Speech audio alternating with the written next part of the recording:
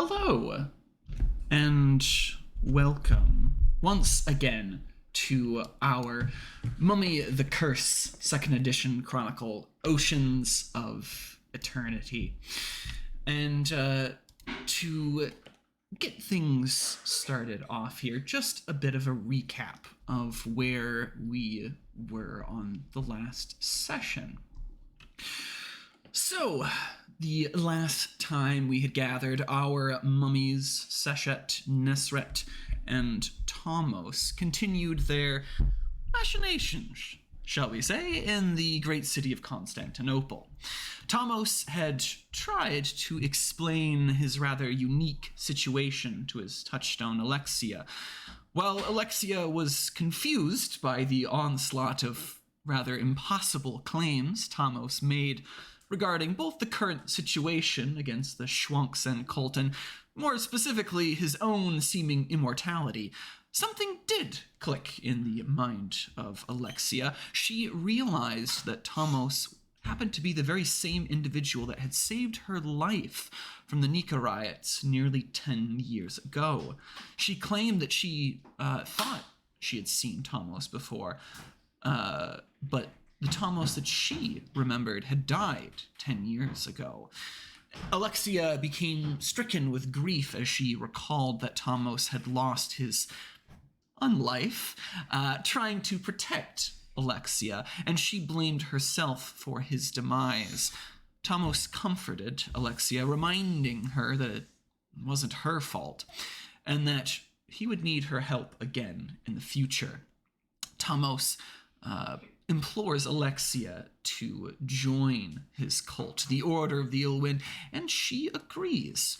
Tomos instructs Vitalius to keep an eye on Alexia and the others in the cult's safe house, and Tomos then set off towards the tomb to reconvene with the rest of his Meret. Meanwhile, Seshet was closing in on the Disc of Aten, a relic she sought in order to bind it with her soul as a potent mystical talisman. Her search led her to the manor of Romanus Prodromus, the chair of the Imperial College of Law in Constantinople.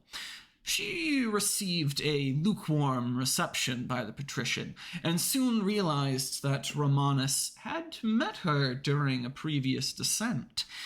Using her profane powers, Seshet boosted her charisma to supernatural levels, and for some extra measure, manipulated fate itself to support her endeavor to get Romanus to inadvertently reveal the details of their shared history. Seshet learned that Romanus was in part responsible for her unexpected expulsion from the Imperial College at the behest of a mysterious patron. Seshet resisted the urge to push the issue of her expulsion, and instead switched the conversation towards her desire to acquire the Disc of Aten.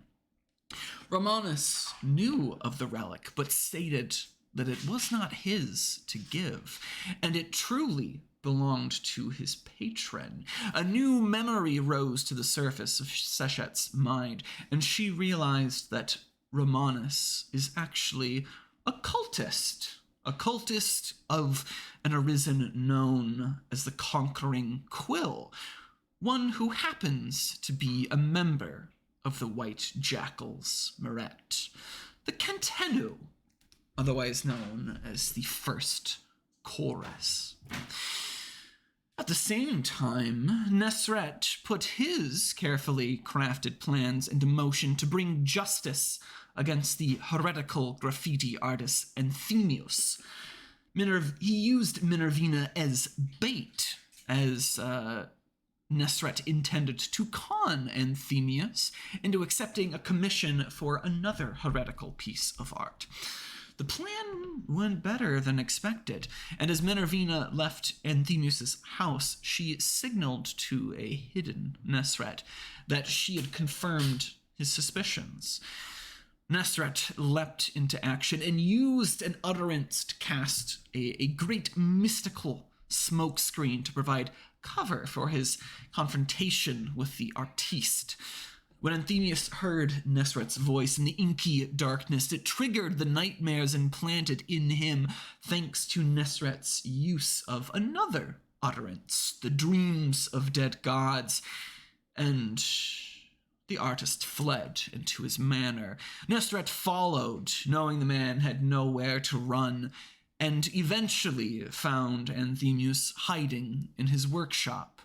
There he confronted him with threats, both physical and spiritual, and eventually broke Anthemius's will. The artist revealed that he had indeed created the gruesome and rather macabre works of anti-Christian propaganda, and that his outward displays of the Christian faith were a well-practiced ruse, the truth being that Anthemius had always been a pagan, and had lied about the sincerity of his Christian faith to all.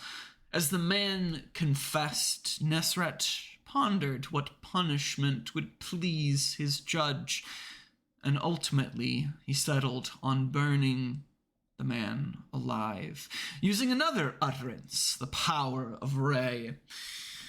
Nesret watched as the secret pagan burned, but discovered that he was no longer alone. Minervina had followed him, wandering through the house in the dark, and drawn to the sounds of the artist's demise. As the smoke cleared, Minervina stumbled upon this horrific sight of Nesret standing over this artist's charred corpse. And her reaction wasn't too pleased. But on that note, why don't we jump right back into that awkward moment as you, Nesret, you sort of feel the weight, the burden of your judge pressing down on you begin to lift, seemingly pleased with your actions. However, Minervina seems, well, displeased.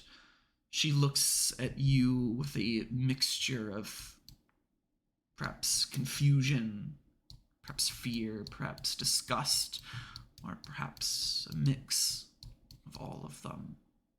But nonetheless, you don't like the expression that seems to blanket her face as her gaze is drawn from you to the still smoldering corpse of Anthemius, the sort of rather pungent scent of burnt human flesh hanging rather heavy in the air. How do you react to this, Nesret? How do you endeavor to fix this situation here?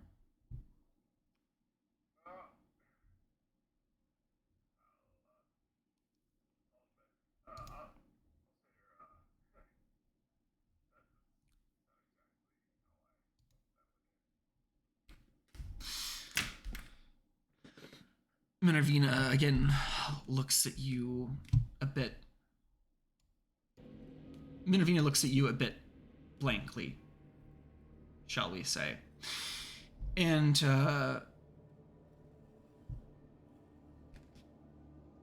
as you tell her that, this isn't how you expect it, this to go, how you intended it to go.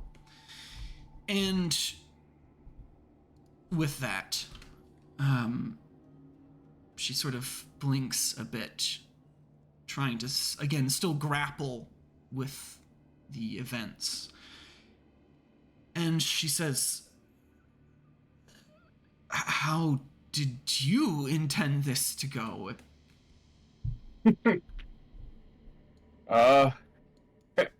Let's say, I thought I could make him repentant see the errors in his ways, the damage his lies have caused.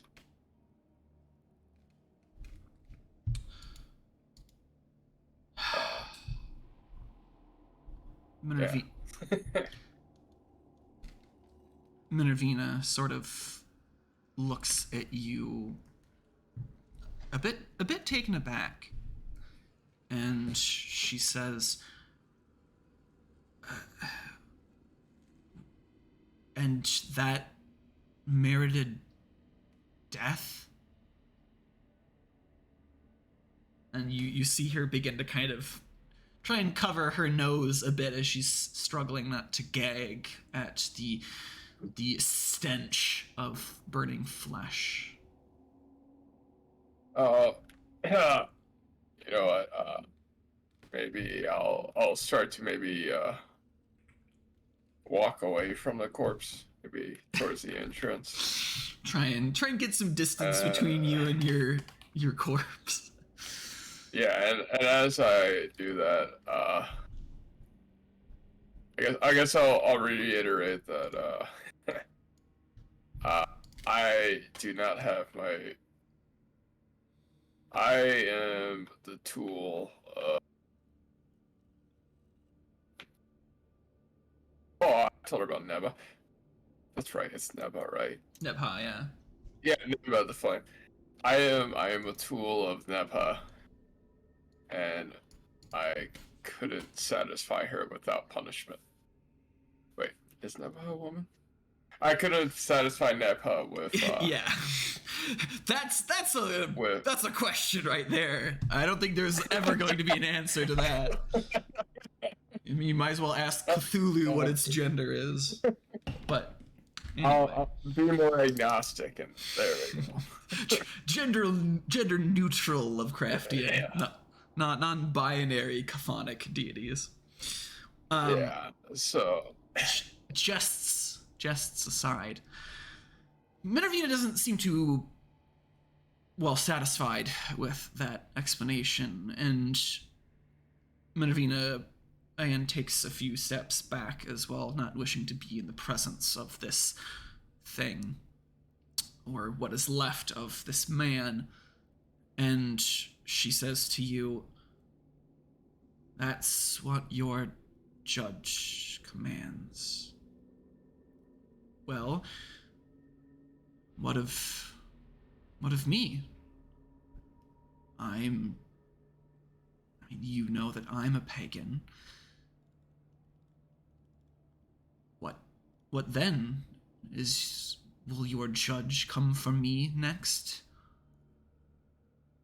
Am I to be another charred corpse on the floor?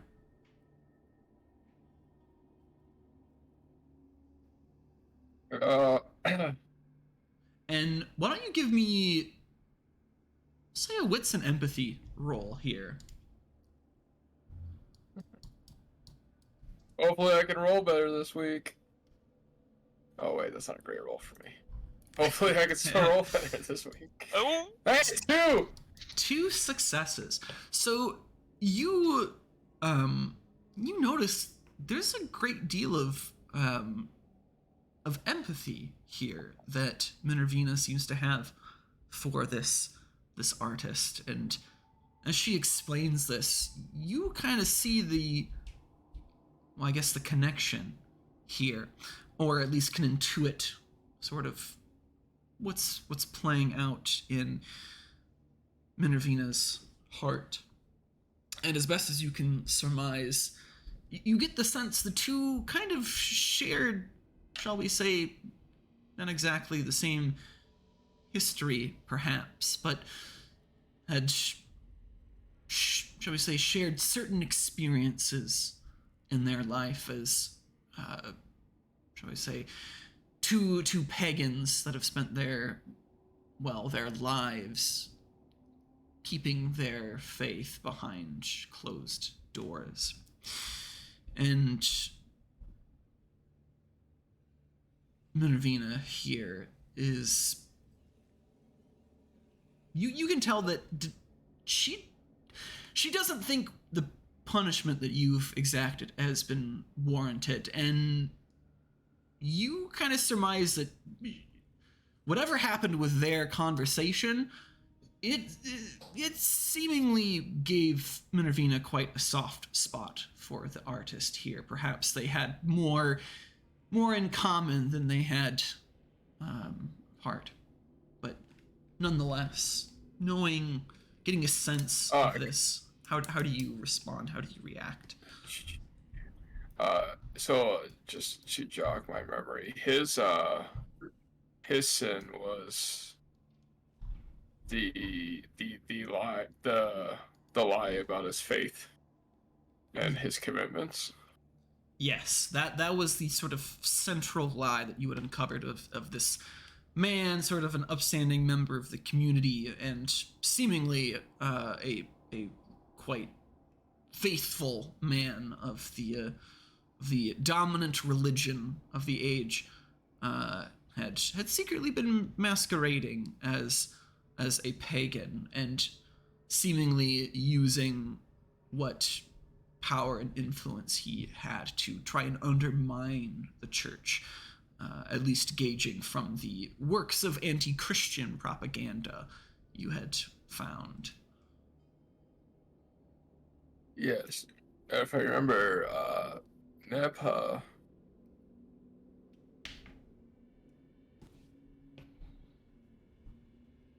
So Nepa's biggest issue with him was the deception. Yeah, especially deception, which harms the community. But I will ask her if she does she understand why he was. I will ask her if she understands why he was punished. And she looks at you a bit confused and says, well, I imagine it has something to do with that rather uncomfortable art he decided to depict.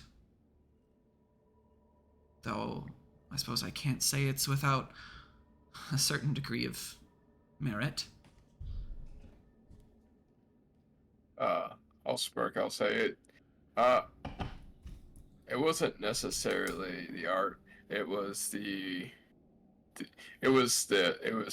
lies, his deception to the community he was a part of, his to act like he was this while being something else. And actions like that cause a lot of damage to those around them. Should always be true to who you are and what your own truths are. I suppose that's easy for you to say, being, what, immortal and all-powerful. Some of us don't exactly have a choice to be true to who we are. Some of us have laws, obligations, expectations, discriminations to live under. Not all of us are so fortunate. And if you're... I've done a lot of digging in my years. I've explored, well, several faiths and many gods. But if your gods, if your God, your judge, doesn't approve of such a life, if deception is the only way to live without suffering, then perhaps your gods are not worthy of worship. I like this woman. And Minervina kind of gives you a bit of a cold shoulder and kind of resigns herself a bit. But the cold shoulder, it doesn't, well, it's not the worst thing you're feeling at the moment, as those words sink in, you feel a sharp, stinging pain in your soul. A familiar sensation, the immediate sort of visceral reaction of your judge, hearing these blasphemous words. Your cultist, well, I don't want to say cultist, your, I guess, inheritor at some point, this woman that you have tended to and trained has said something that has offended your judge. And this does not sit well with your judge. He will not allow this to stand uncorrected. Such impudent words must be punished. But is that something you really want to do? Do it. Which voice do you listen to? Do you hold the hand? Do you spare the rod? Or do you continue to obey your judge and follow his commands?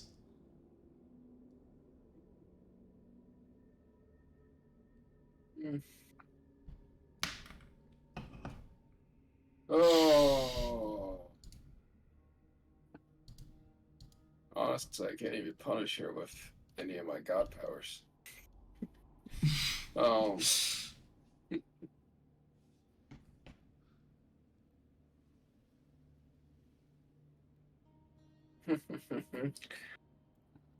uh, What Wait. do you do? Him slap him. Take back those words. I mean, depending on how you see punishment, it doesn't necessarily have to be physical. I'm sure you can find the words to punish someone emotionally just as well. Yeah. Assuming that's something you really want to do. So I can make alternative rolls, right? Depends on what you want to do. But which relationship which relationship do you value more? Do you value your judge and their demands, or do you wish to try and claw back some respect that Minervina has for you? Which relationship is more important to you in this moment? I'm gonna try to do the really stupid thing and walk the middle of the road. But never works. Yes. No other judges of I am. Yeah. That's why I said I'm gonna do the really stupid thing.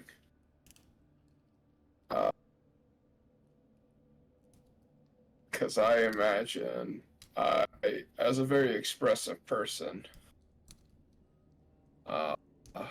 utilizing my edicts, maybe I'll confront her with the words instead. That, because, God, I'm bad at words. I'll ask, do you honestly think that is how is hiding behind a mask, how is living in deception a life worthwhile? Why is this, you're just running away from you're running away from the truth. You're hiding behind a mask. You're targets of self-preservation. What is a reward in that? You can only serve to harm yourself and harm those around you. You can only make the world a worse place with your actions. Like, shed your deception, shed your lies, and maybe you can and find your own strength.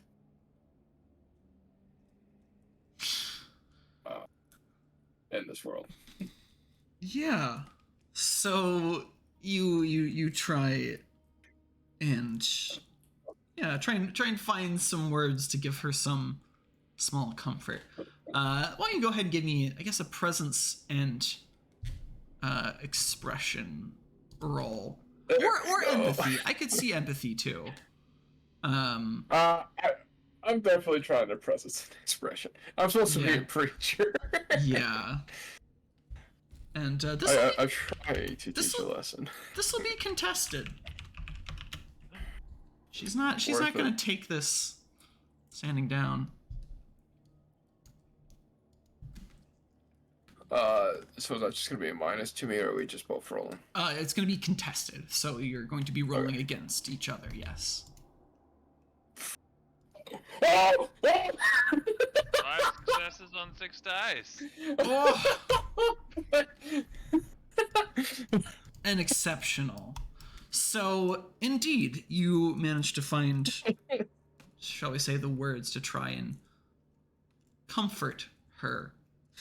And, indeed, somewhere in your flowery prose, you do manage to earn, shall we say, some measure of begrudging respect back from Minervina on this sort of subjective of how best to live one's life. And however, for all this beautiful, shall we say, speech, well, it does certainly win you some favor with Minervina here. Your speech on the merits of a life well lived does not correct the issue. It is not a reprimand. It is not a correction. It is not discipline for the sin that she has committed. It is not enough to get her to see the error of her ways. She needs to learn that your judge is not to be disrespected, that it will not be tolerated. And, well, your attempt to toe the middle here earns you some praise with Minervina. It earns you the ire of your judge, and you begin to feel a piece of your sechem being ripped away as punishment.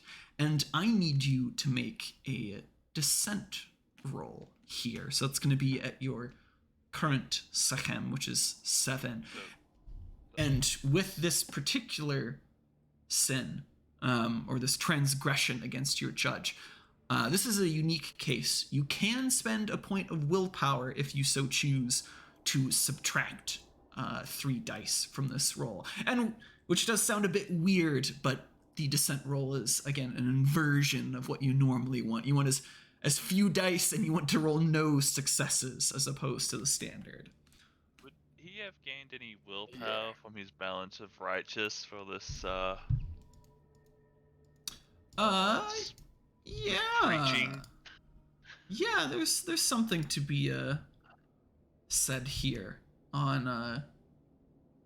that notion of your righteousness.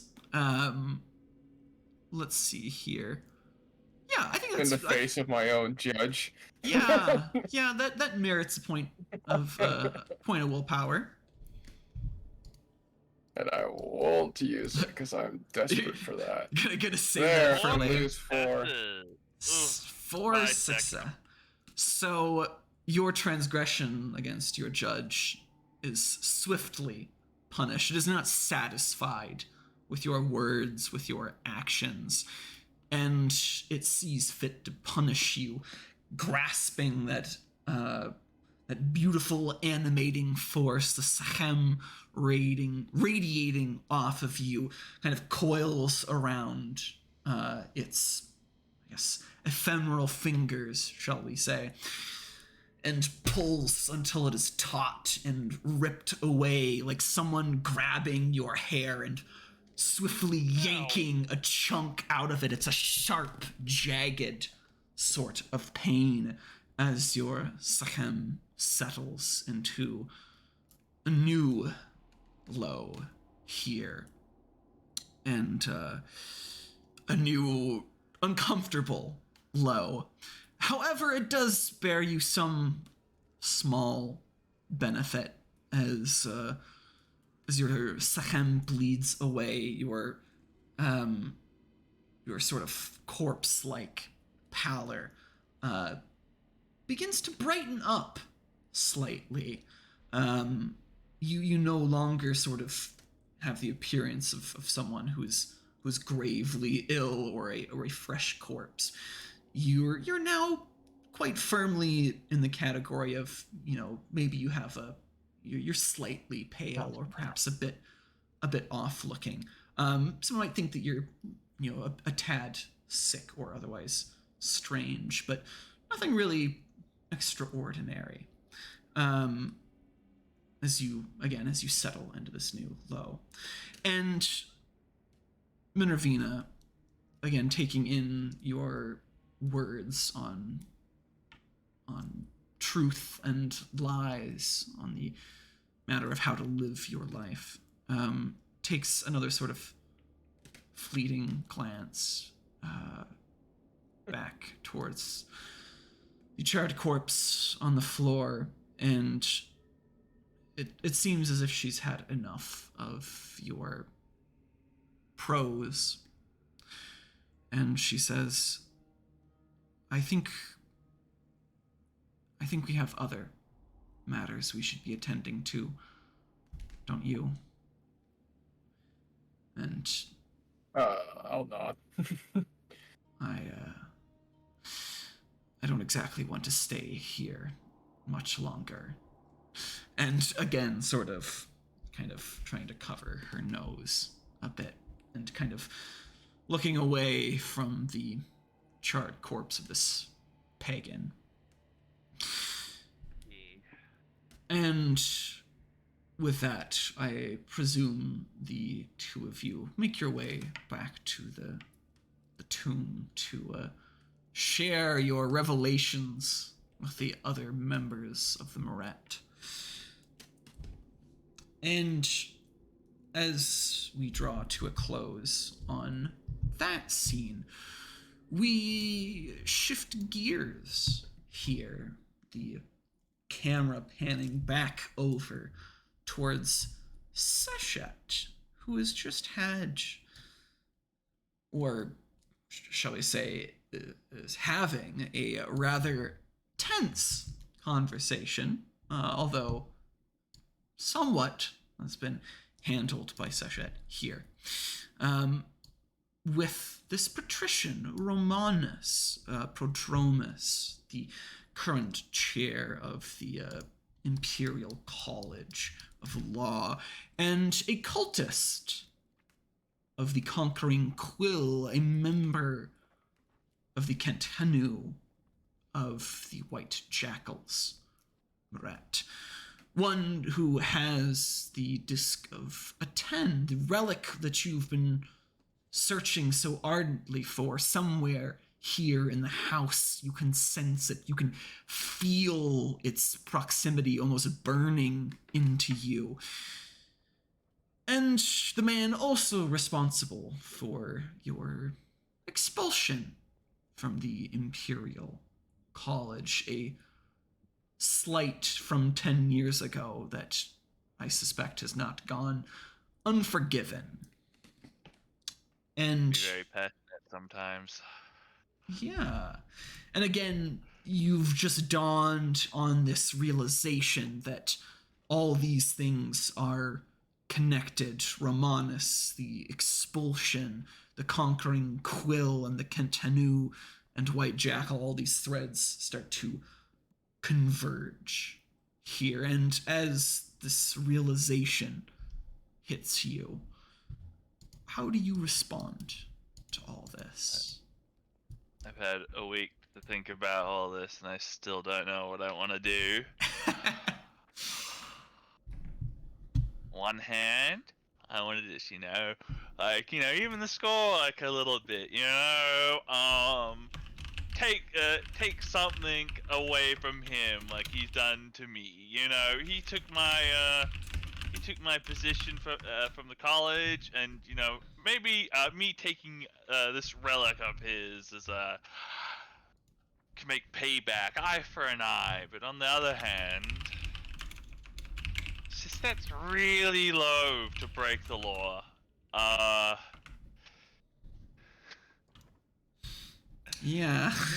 Yeah, and the idea of just taking something, even if like it feels like justified by like I don't like this person, still like rankles with her.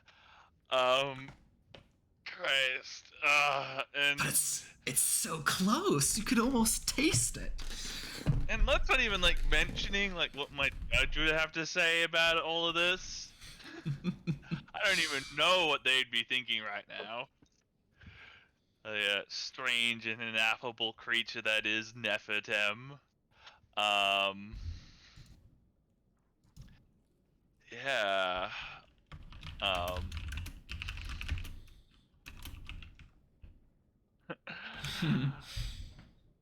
Yeah, I can. Yeah, I'm still at a loss. Do I get like any sort of like feeling from like Nephilim, like leaning like any sort of like is their presence like have they made their like presence like felt to me at all or anything, or is it like is it strangely silent here?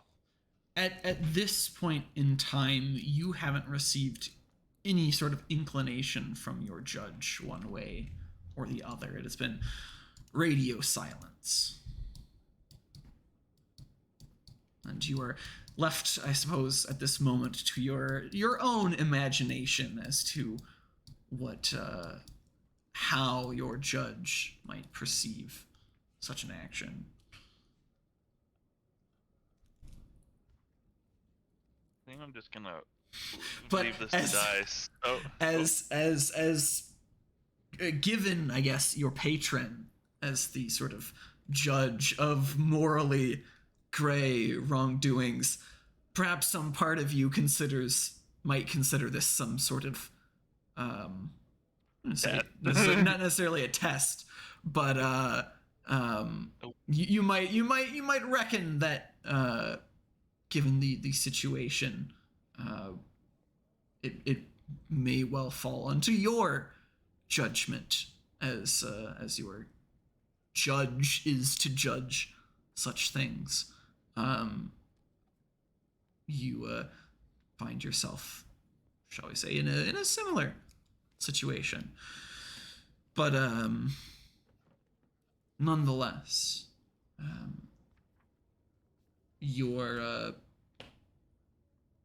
you realize at least that there is a capacity here for some retribution, perhaps. You've mentioned it yourself already that your judge may be displeased with this, but is, I guess, as Seshet sort of weighs these options and the revelations that have happened so quickly, where does Seshet fall? Is this a risk Seshet is willing to make that you are in the right here?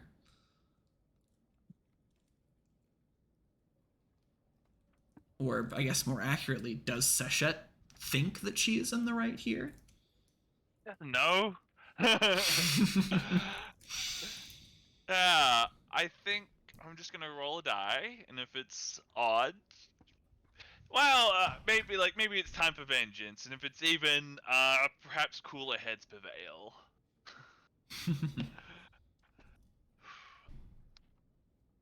That's even. I rolled a 10. Is this a sign? Nefertem, is that you?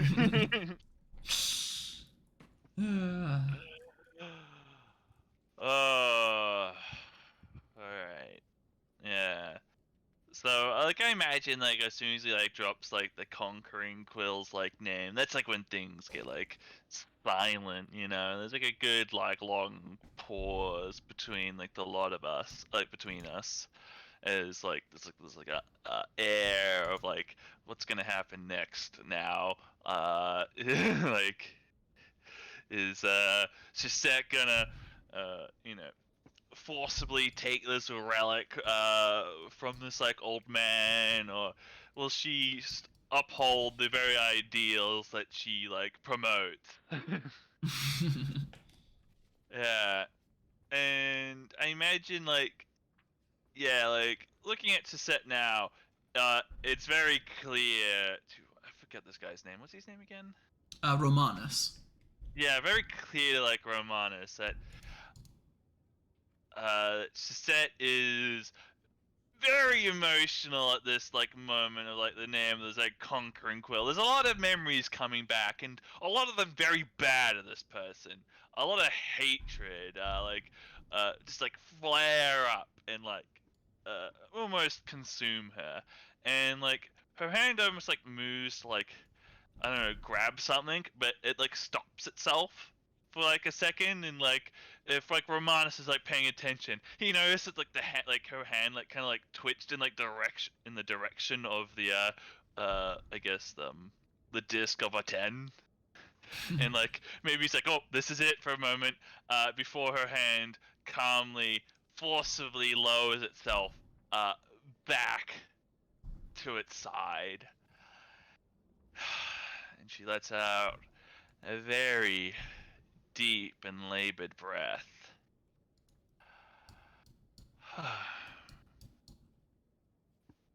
I understand, Romanus. I cannot expect you to give away something that is not yours to give. I understand that your master is outside Constantinople for the moment, and from my understanding, a archaeological dig. If you could, tell him that I was here, and that I would love to see him again when he returns. And Sestet will leave uh, this manor. I feel like I'm at some willpower as Seset's balance. Noble has come into play here, as she, despite really wanting to almost murder this man and take what she believed is owed to her, she has upheld her very ideals of, you know, good and right, and at some personal cost to herself, of immediate gratification of murdering and, you know, revenge. Yes, yes. Indeed, I do certainly believe that merits a point of willpower back to you for your balance there of noble. Oh, As Seshet stays her hands and denies herself the treasure she had been seeking all this time. no talisman for me. Oof. Does All right. Romanus have any last remarks? Yeah, you make this sort of ask of Romanus, and he senses a bit of the tension, the hostility that or the restraint rather, that you've shown, and there's no sort of glib remarks from Romanus. He kind of simply looks at you a bit bewildered, and says, I will pass along your words, Seshet, if you will hear them. Thank you.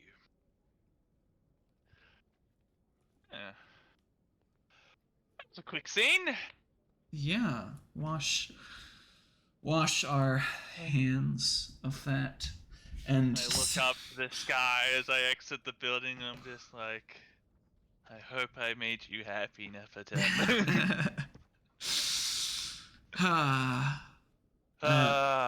As you deny yourself the relic and your chance at a I have talisman. I have a new aspiration now to completely and legally, legally to dismantle the Conquering Quills cult and run his name through the mud, through legal avenues and means. Of course, yes.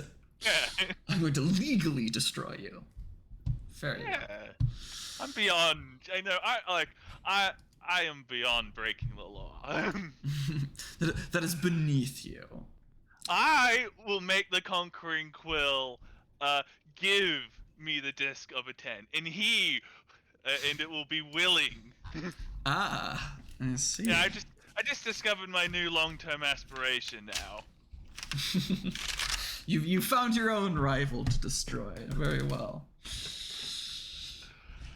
Goodness. All right. Well, in that case, let's, I guess, fast forward a bit here, as the sort of scattered, I guess, limbs of our Moret pull together again once more, and the three of you find yourselves once again within the safe confines of your shared tomb. And your return to the tomb is, shall we say, not entirely uneventful. As each of you return, you see that there are several, shall we say, strange faces here that you don't recognize, that have begun to restore the dilapidated manor above your tomb. And yes, aside from the, shall we say, the distraction of the construction above, you find it quite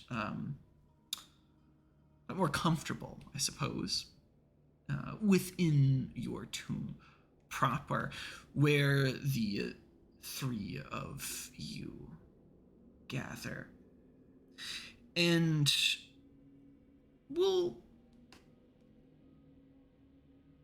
say for this here, that perhaps by some quirk of fate, the three of you arrive fairly quickly within each of you.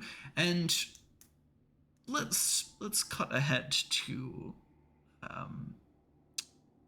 this conversation that I imagine must happen here as we share what has transpired apart, as our Moret reconvenes.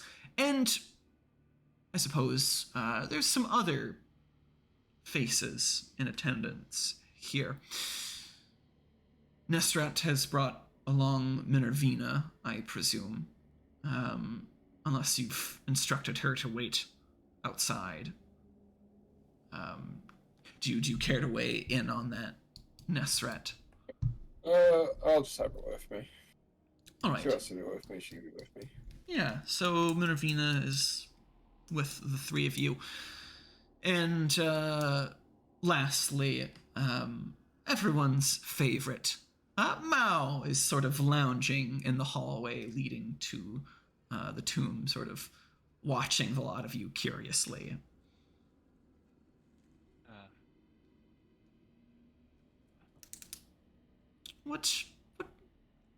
How shall we begin this little endeavor here? Who breaks the silence first? Yeah, given that Gisette doesn't really know much about like the Ashen Reliquary and hasn't been like her focus, yeah, she probably doesn't like know the impending doom and gloom that might be happening. So I'll let somebody else take the spotlight here, who is privy to that secret ritual. I'll say Synthera. Hmm? I'll bring up the Ashen Reliquary, Synthera. Yeah, I don't know if Sisette knows where Thera is. Why don't you Does he give like me academic? academics? Yeah, academics. Yeah, Intelligence and academics. No worries. I know where that is. I rolled 4 successes. Yeah, you of are. Of course I know where Thera is. Of course, yes. You're well versed, well educated. Yes, that is bit of some time away there, Nesret. Did you happen, aside from its location, did you happen to learn anything about its nature? What do you mean by nature? Well, it's a relic. Relics have curses, powers, History. what guild it's aligned with. I just know it's really bad, right? Or that's what Minervina said. Well, if Brings we, a lot of death. yeah, if we can recall back to Minervina's visions, as it were, aside from her cryptic clues towards the location of this relic, she had also revealed during her prophetic visions that the Ashen Reliquary was an ornate chest of mummified skin stretched over bleached bones, and she mentioned hearing voices whispering to her, speaking of the secrets of lost Erem and death. So much death and despair. Oh, it definitely seems cursed. All relics have a something curse. we want. This one is Oh, profoundly cursed. Yeah. I am planning. Well, I want to get there as soon as possible. And I'm ready to go.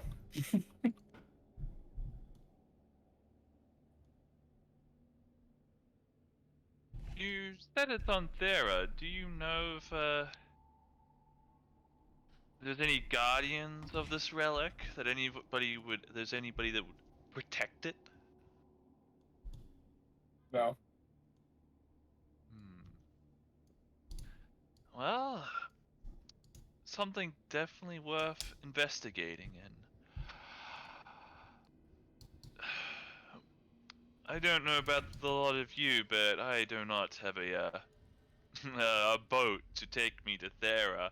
I don't suppose either of you have such the means? Nope. I might have a way. Do you remember our old friend, Captain Bacchus? Ah, the sailor captain. Yes, and his treacherous crewmate. Mm-hmm. Is he still alive? Very much. I will ask him to take us to where we need to go.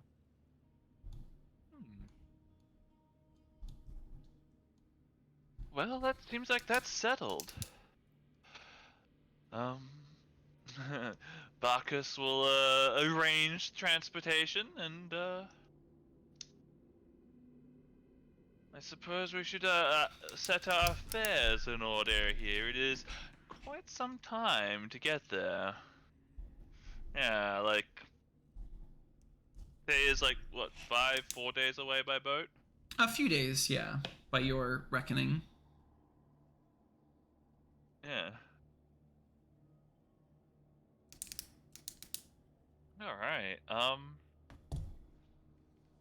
Yes. If the scraps of parchment we found in that church or anything to go by, it sounds like we might be finding some competition there. If I were if I were you two, I'd make sure to prepare for an ugly confrontation. I'm always ready for one. Well, if you don't mind me reminding you, I think Tomos could confirm that suspicion. If you recall, you had learned that the mole Libanius had recently left rather unexpectedly to join a different vessel that was to be embarking soon. Yes. Are there any construction workers like running around us right now? No, I imagine they would probably be confined to the manor above. Okay. Well, in that case, Suzette will break someone out for these two then. I have the feeling that it's going to get ugly on Thera, and she looks at the wounds on Tomos and Nesret, and I might have something to ease the pain there. And without extrapolating any further, Suzette will unleash an utterance. This one we haven't seen before. Gift of the Golden Ankh at tier 3.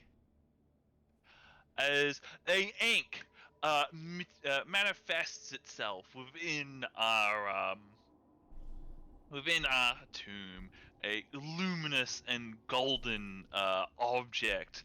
I imagine bespecked by all sorts of fabulous and beyond any mortal price jewels that bespeckle it, and a golden light shines out from it and bathes both Nesseret and Tomos in its healing light. And they find the aggravated wounds in their bodies that they sustained in that church the other day begin to rapidly heal and disappear. Basically, the Ankh lasts a number of turns equal to my second plus memory, and then I can focus the Ankh on a turn on somebody, and it heals them one aggravated by per turn, and I think they have 4 aggravated amongst them. So, their bodies just heal back to complete health. Beautiful. Yeah. Glorious and beautiful. If there are any mortals around here, it has a fun Sybaris. Oh yeah. The a beauty not for mortal eyes to behold. Mm-hmm. But clear out your health, any wounds you have. Yeah. Yeah. If that's yes. Other than that, I think you might want to start getting contact with Barkos there, Thomas. Oh, I'll be able to track him down, no problem. Yes, and I have a few words I might have to say with the construction workers at the moment. And it's just that we'll go leave the tomb to manage the estate a little bit, prepare it for her departure. As basically, I just want to get one more task in for my cult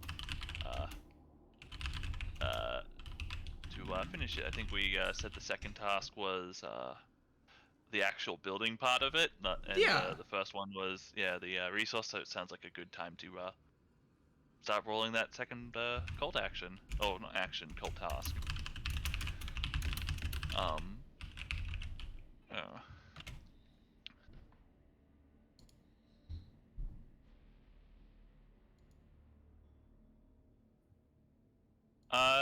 Yeah. I feel that'd just be a dominance plus reach. Yeah, that sounds And- appropriate. Yeah, Chasette's like working closely with Sophie here, who's, I don't know, happy to see progress going along. Oh yeah. Yeah, so, yeah, Chasette's basically just like, okay, I want this, and she's like pretty much like clearly laying out the steps she expects Sophie to complete as essentially the architect of, this little project. I have, 6, 9 dice, and I believe we said I have the effortless effort condition from the Indeed. previous exceptional. That is correct. Do-do-do-do.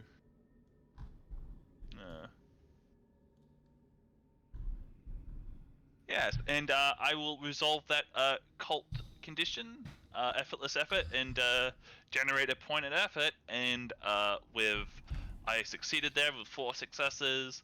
I generate another point of effort, which I believe puts me at 4 effort, and I think I need 2.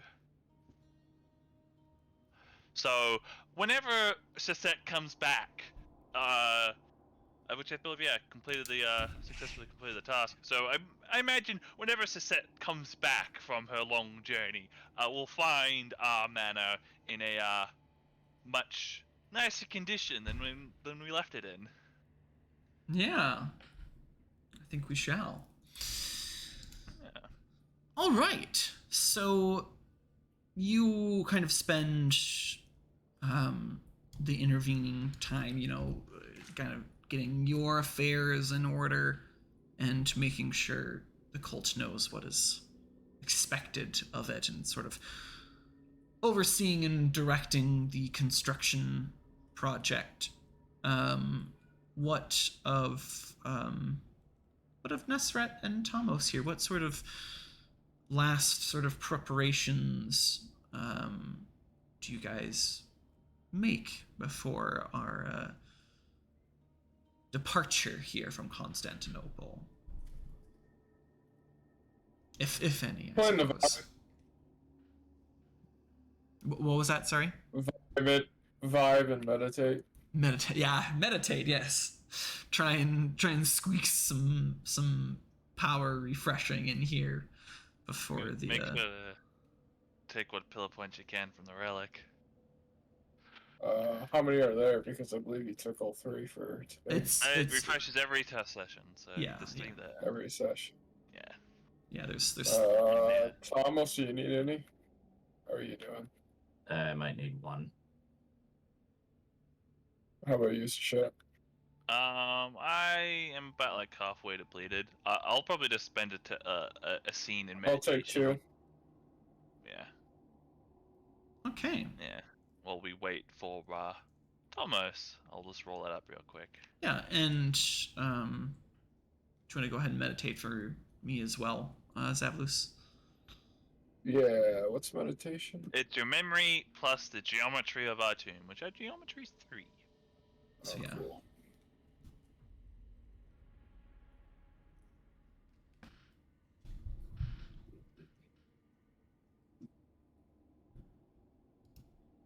Three successes. Solid. You get 3 pillar points back. All right, so the 2 of you are doing that. What sort of last minute preparations is Tomos making here? Who's he talking to? What is he doing?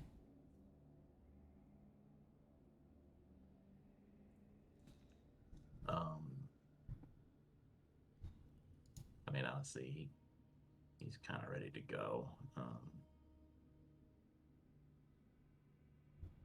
Probably just go find Bacchus and bring him back to the tomb.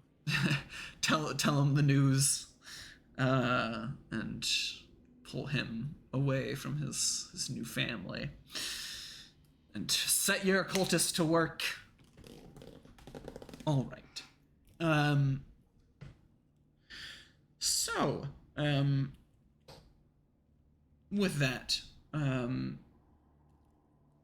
do you, I guess probably be more pertinent, do you want to bring him back to the tomb first, or do you want him to start getting the boat ready? How I guess how soon are you looking to depart?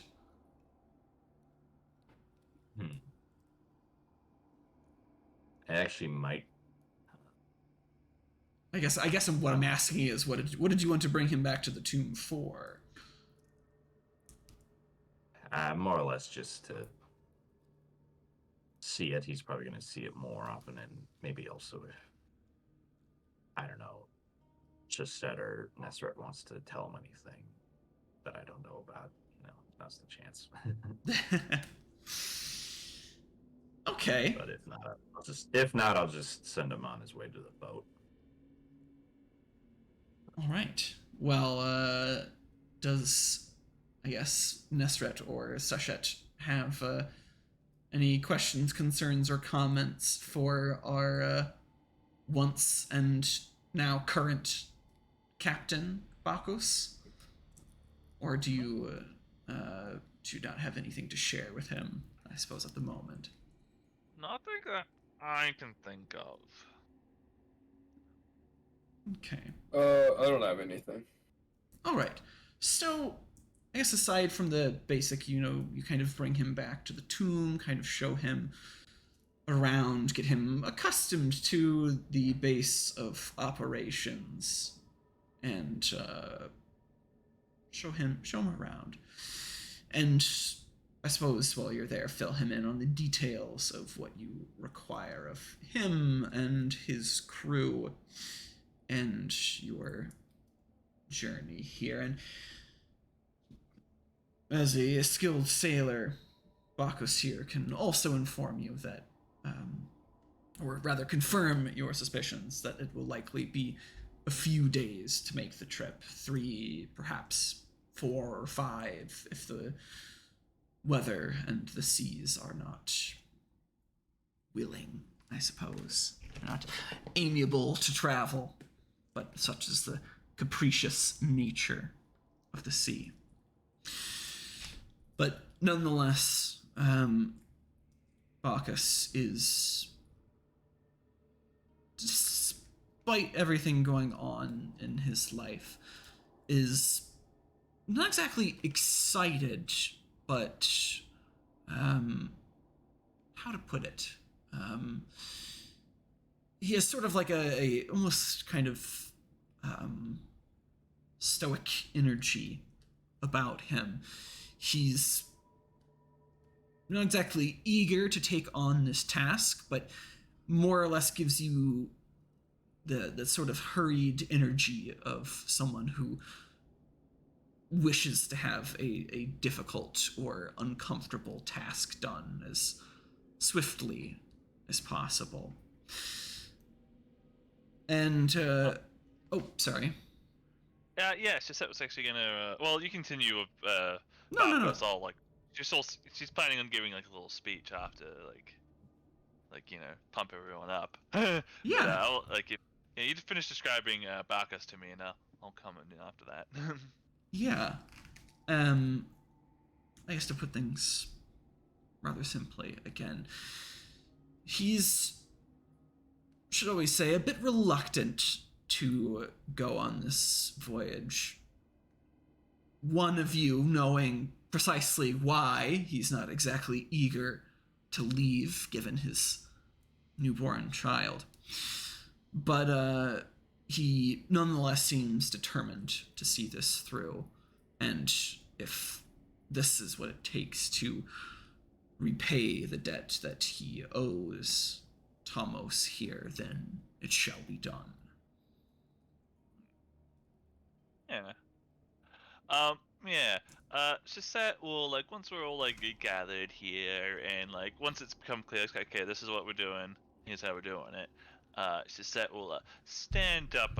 Off. I guess she's like sitting on like some piece of furniture or whatever, and she stands up and it's like, gentlemen, today we are fulfilling our highest calling to serve our judges in the return of a relic back to its rightful place. Back to Duat.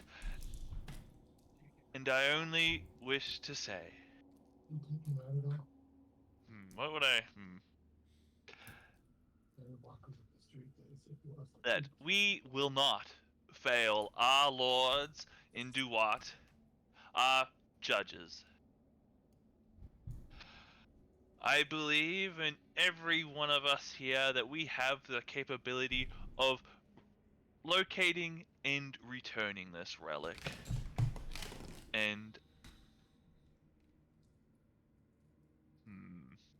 I'm not good with impromptu speeches. Well, Shusette is. I'm not. Yes. I take it you want to try and use your inspiring Yeah, I'm merit. using inspiring. Yeah, I'm trying to roleplay it out. Yeah. Yeah. You want to Yes. go ahead and make, what is it, your presence and expression roll? Presence expression. Yeah, I'm really good at this. How many people are here? We got 3 people. Small crowd? Small Yes, crowd. small crowd, yeah. My expression is high. 2 successes. Yeah, everyone takes the inspired condition. And at the after her speech, she turns towards Barkus. We have told you what we need from you, but you have not told us what you need from us. If there's anything we can do to help or help you in this matter or repay you in some way, please, Barkus, let us know. Mm. Service is not without its rewards. And Bacchus is kind of a bit taken aback, but says, well, I've already made arrangements with Tomos here, but I suppose, at least to start, we'll need some money. I'll need to acquire provisions, supplies for the crew. And, well, given that our last job wasn't exactly a fruitful endeavor, we are a bit, strapped at the moment. Yeah. Sisette can help with that. And since I generated 2 excess effort, I'm gonna spend that effort as I can to give myself temporary dots and a social merit, which I'm gonna give myself 2 extra dots of resources, thanks to the generous funding of my cultist Nicephorus and the wise penny pinching of Sophie. We have quite a significant leftover in the budget. You achieved the impossible of going under budget on a construction project. Yeah, bringing up her cult's resource merits up to resource merit up to 6. And we'll allocate some of that excess budget to the provisions of Abacus here. All and right. his ship. Yeah, paying his crew and ship. Solid. So, with that, everything settled, as it were, with coin in hand, Bacchus sort of sets out to rally his men, to reassemble his crew, and to get them ready to set sail to the Isle of Thera, leaving the 3 of you a bit of time to yourselves to ponder, or in some of your cases, time to meditate. And why don't we also, while we're at it, give Tomos a meditation roll. Take some time here while you're waiting to refill the old tank here. That was memory plus Tim's Geology. Yeah. We have Yeah. 3 geology. Geometry. Should be rolling 6 dice. 6 it is. Oh, geology. Yeah. Geometry. Yes, Not geometry. geology. Rocks. Rocks. Oh yeah. All right. A Rock single formations. success. So which nets you a single pillar point back. And make sure to take a pillar point from the relic as well. Ah, yes, you can draw from that if you so choose. Huh. All right. Screw it, yes. Might as well. And After that last experience. yeah. And your last experience perhaps gives you a bit of pause, but you bite the bullet regardless. And you and Nesret, both drawing from the relic here, you are not spared, shall we say, from the unusual phenomena. Not bearing betrayal. It's a different phrase this time. There's no more incoherent wails or whispers or screams. The voices are clearer now, and again, almost seeming to come from right behind your ear. Each of you, as you pull from the relic, hear one word: murderer.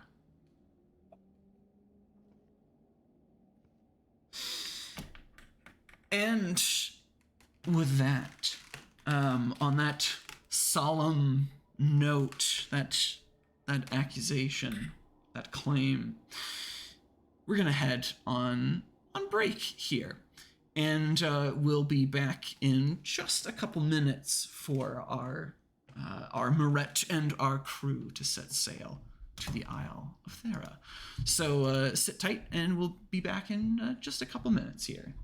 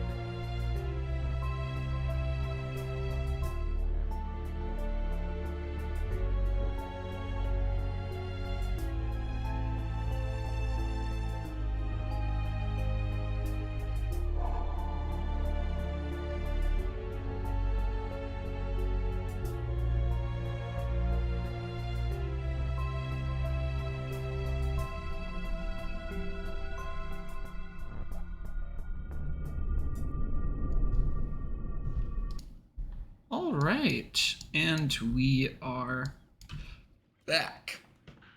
So, jumping right back into our little expedition here. Jumping a bit ahead. The Moret makes their last preparations, shall we say, as Bacchus assembles the crew of the Bucephalus and prepares for an imminent departure.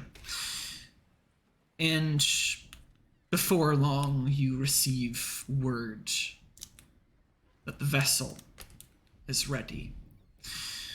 And each of you make your way down towards the harbor of Eleutherios to meet with Bacchus and his vessel, the Bucephalus, and take part in this voyage. So, your departure is, shall we say, not without some event. It appears you have a few hangers on, as it will. After having watched and waited in your tomb. Mao here seems quite curious on where everyone seems to be headed and has elected to accompany a lot of you, following you on your trek through the city here. And joins you, taking, shall we say, a great deal of pleasure in soaking in the fishy atmosphere of the harbor of Eleutherios here in Constantinople.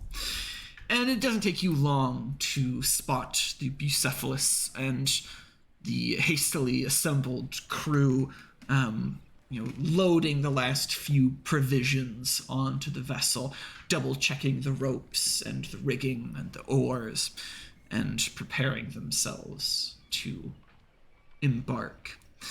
And as the lot of you make your way on board, the three of you, Minervina, and unexpectedly, Mao, again, just trotting right on board as if the cat owns the vessel.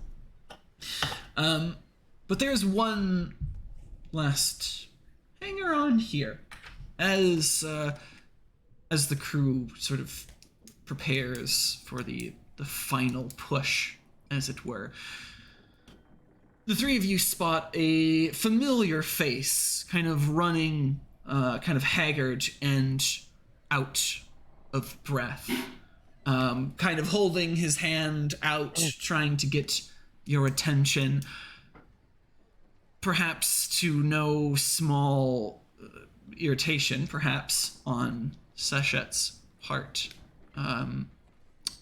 Your newly minted cultist, but old associate, Father John, has come running after the lot of you, and you hear his kind of voice, like, screaming in the distance, like, wait! Yes, running after you, and he kind of, stops, catches his breath for a bit, and, he kind of stops heaving, kind of trying to make his way down the length of the dock, and you can kind of hear him, kind of shouting between gasps and the distance, and he's like, Mistress, if you're leaving, take me with you on your pilgrimage, please. Thomas gives her a death glare and says, it's kind of telling her to shut him up. Does not like the attention this could draw. Yes. Yeah, like she said, like kind of like, oh yeah, I forgot about him. Like, did I like she like racks her brain for a moment. Did I have a plan for him, like with the restoration? And like, I don't think I did. And, like, it's like, He's just this forgotten fellow. You just kind of collected him along the way. You brought him with on your last boat ride, and now he's trying to come with on another boat ride, imposing himself, this kind of forgotten and forlorn element of your cult. you know what? Sure, why not? Come along. I'm sure something interesting will happen. How do the rest of you react to this?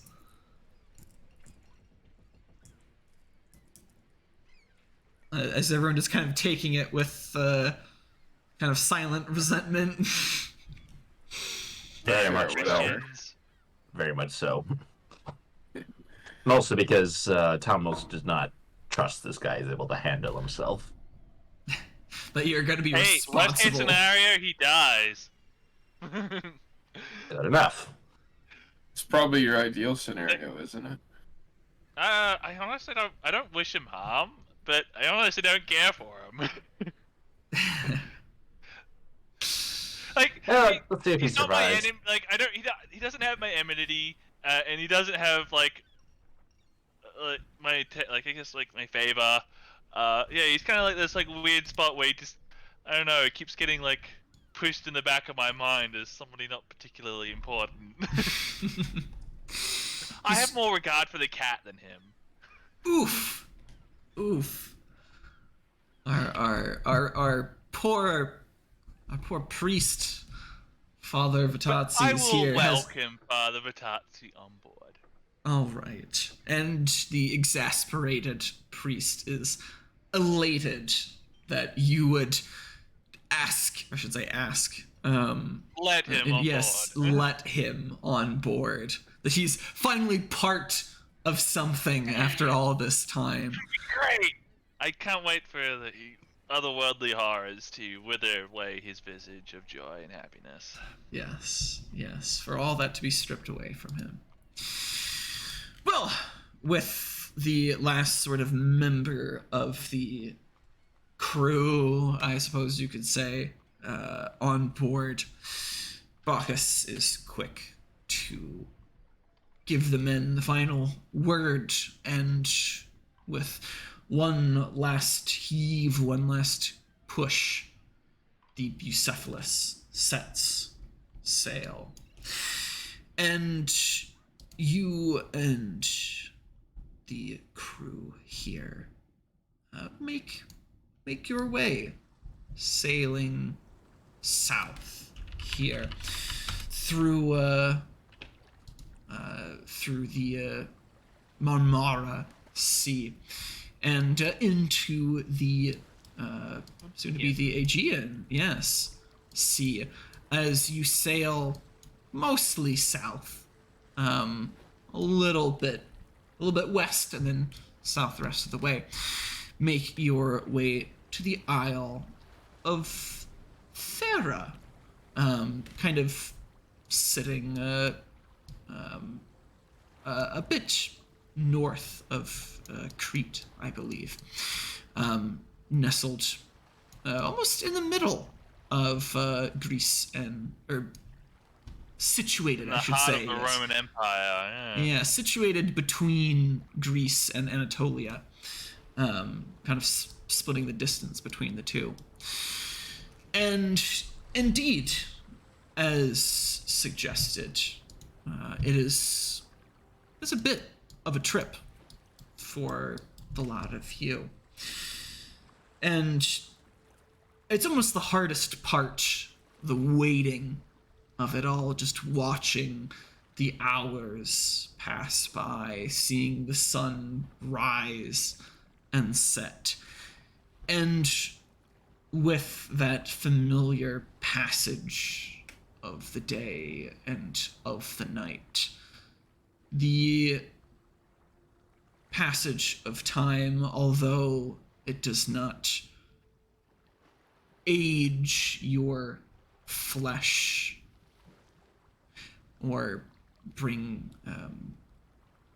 you other concerns that it would to the average mortal, the passage of time does have a different effect on each of you.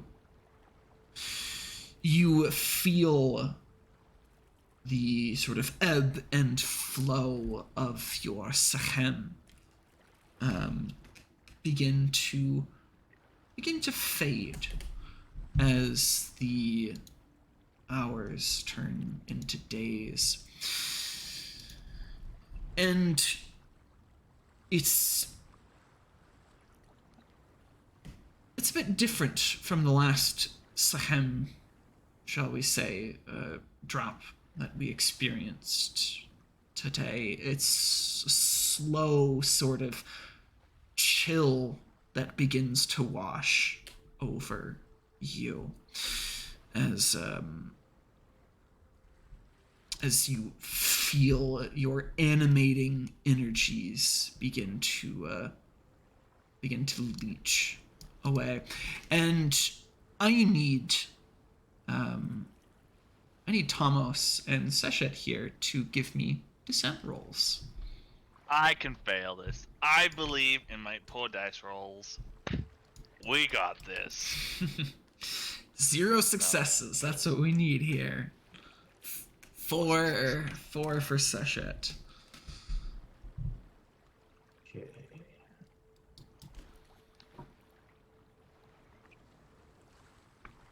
God, we're at 5 with the descent rolls. Come on, game. Yeah, and 4 for Tomos as well. The time is a cruel mistress and strips from each of you another point of Sechem. The icy chill building kind of culminates in almost a shiver kind of juddering down your spine, and as this sort of brief flash of lightning comes and go, you find yourself feeling just a bit weaker, just a bit more mortal. And again, for Tomos here, not only feeling a bit more mortal, but looking a bit more mortal now. You almost nearly pass for a man. You perhaps are a bit pale in complexion, but nothing that would really give people too much concern. But nonetheless, with the drop in Sechem striking each of you, your waning power reminding you of the metaphysical clock you happen to be on, and that your time on this earth and the realm of the living is limited. You nonetheless make your way to the Isle of Thera, or rather taken to the Isle of Thera, shall we say. With this,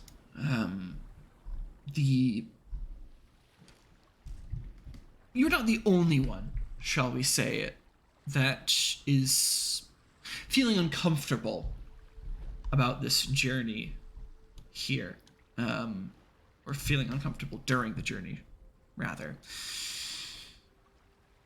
You're pretty close, Nesret, to Minervina, and as the vessel draws closer and closer to Thera, you watch Minervina kind of decline as this voyage brings her closer and closer. Like,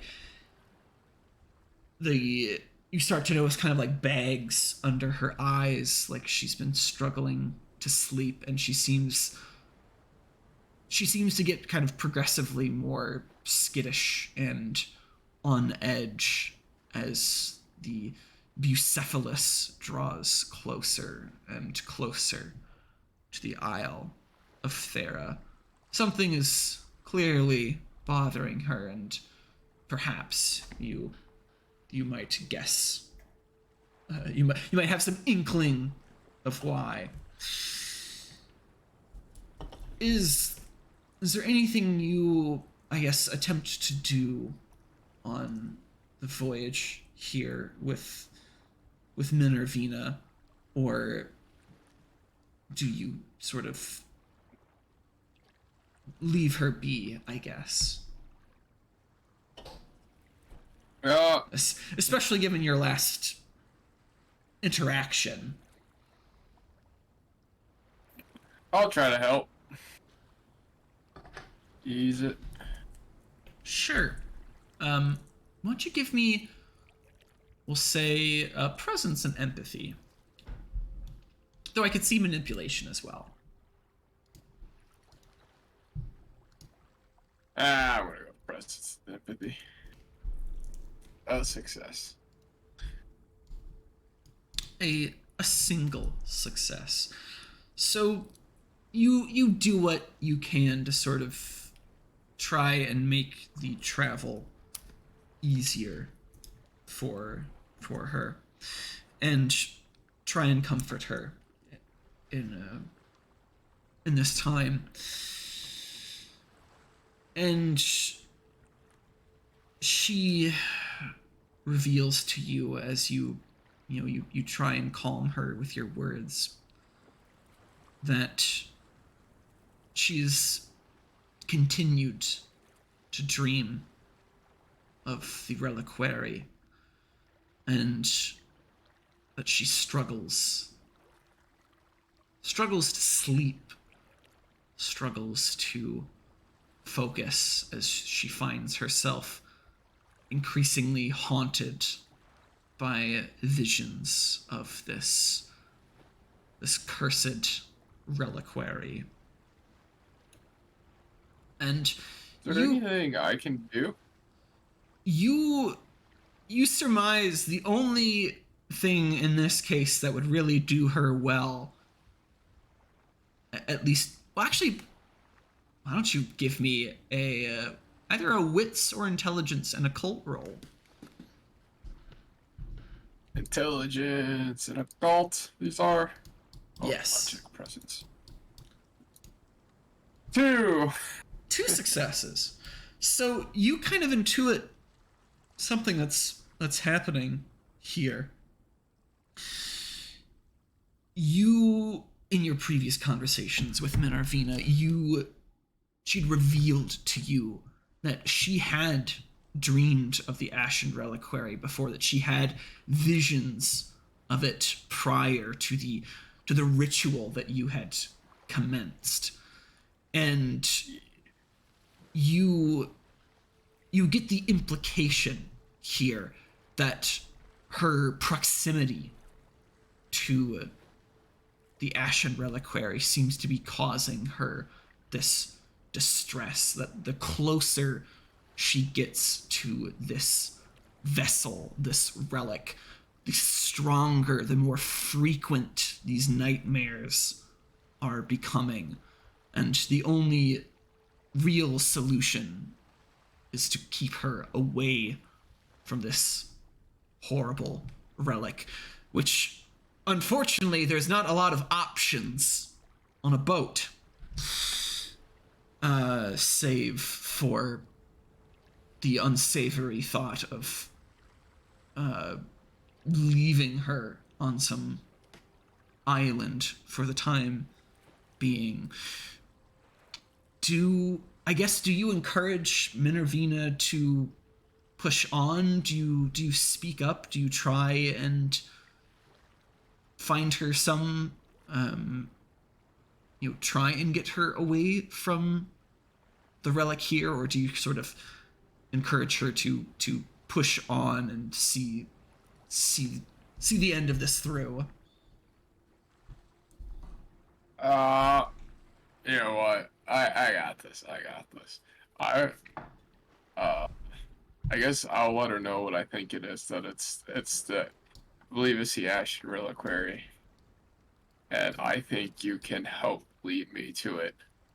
And then I'll tell her, if you help me do that, I will promise I'll do everything I can to make sure it doesn't leave that island.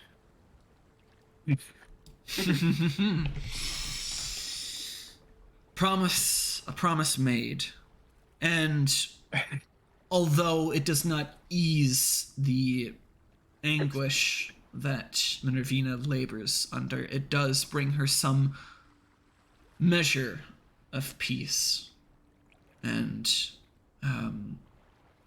Minervina just kind of looks at you with these almost kind of sunken eyes, haunted by the things that she's seen. Thanks you. And as she does, she kind of uncharacteristically kind of grabs your hand and squeezes it tightly and says, you promise her this, and as she squeezes your hand, she simply says, I know you will. And places her trust in you. Some small measure of redemption, perhaps, that you might feel. And with that, soon the vessel here, the Bucephalus, docks at the Isle of Thera. And let me change the music here. Let's go with this. So, go ahead. What were you gonna say? I was gonna ask, would there be like any opportunity to like meditate on the boat, like while we're there, or? Yeah. Let's everyone go ahead and give me another meditation roll. Or how are we doing on pillars? Still a little short. Yeah, sure. Oh. And yeah, this will only be at 3 dice, as it's you don't have the luxury of your tomb to buoy yourselves. I mean, I'll take another. I'm not gonna say no to more pillar points. Nope. Unfortunate for Tomos. Perhaps the rocking of the vessel makes it difficult to concentrate. But I imagine during this journey, like, Susette's been like pretty much kept at like the bow of like the ship, and like it's been like trying to like meditate, and like I imagine like Father John's like been sitting like kind of like prostrating himself like towards like her, you know, like kind of like worshipping like at her feet, and like perhaps like Mao's been like, you know, found like a nice nook on the ship to like, you know, nap and clean themselves. yeah, for sure. How's Tomos been taking this voyage? Or what's on Tomos's mind, I suppose?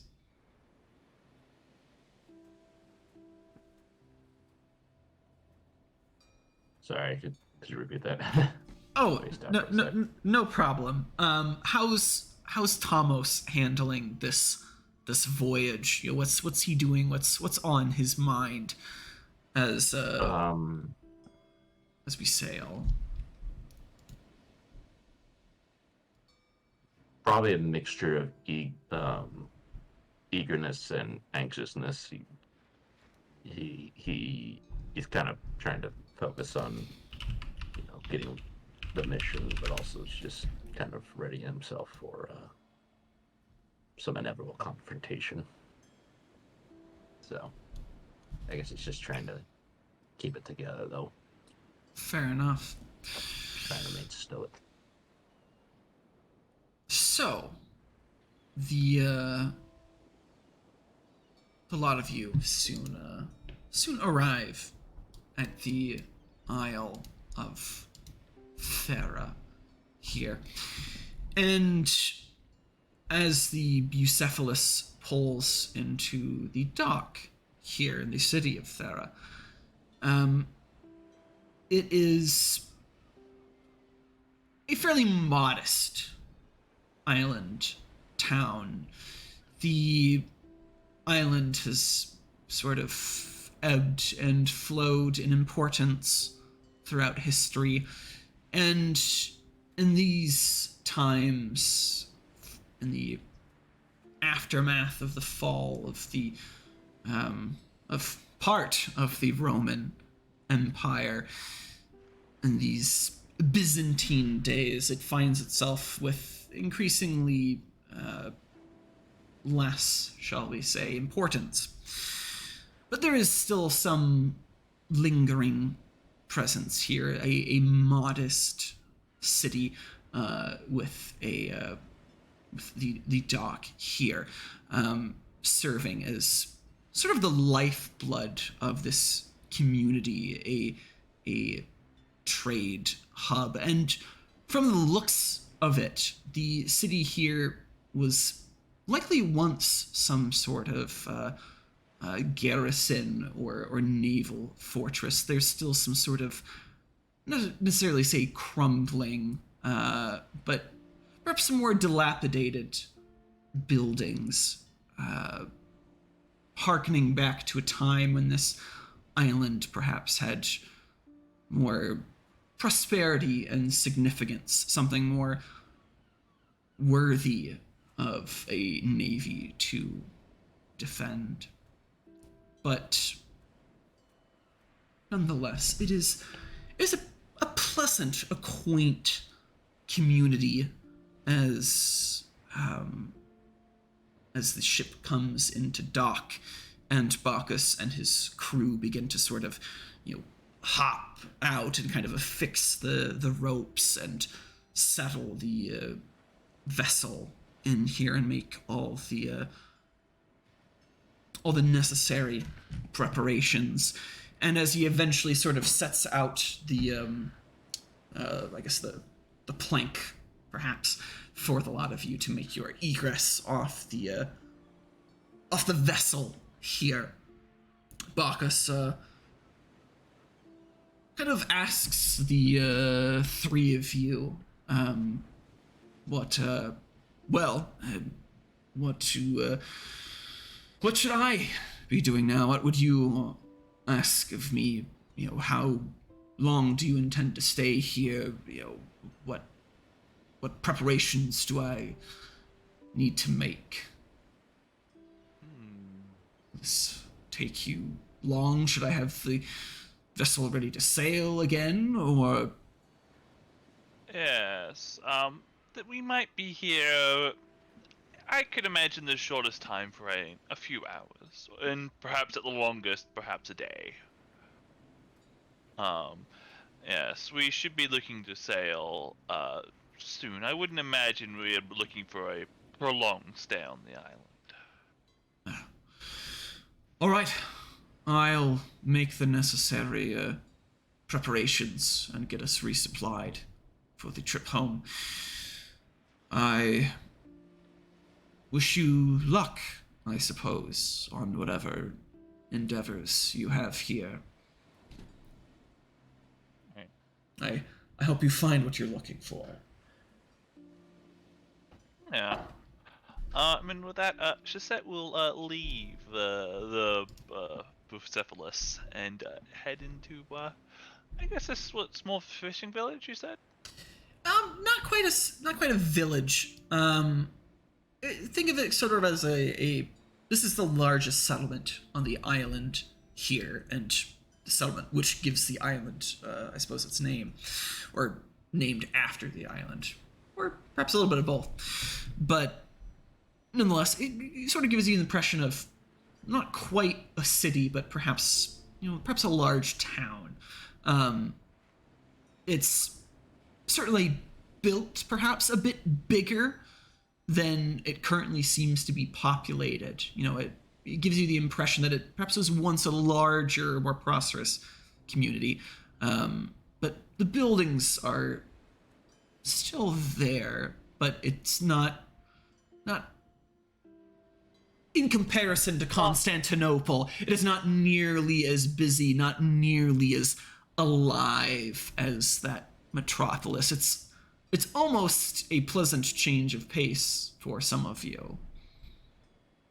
Yeah, it's like some urban decay, like set in. Some of the shines like worn off. Yeah. Yeah, harder times. Yeah, she said it's gonna yeah, go. I guess like yeah, check in with the locals.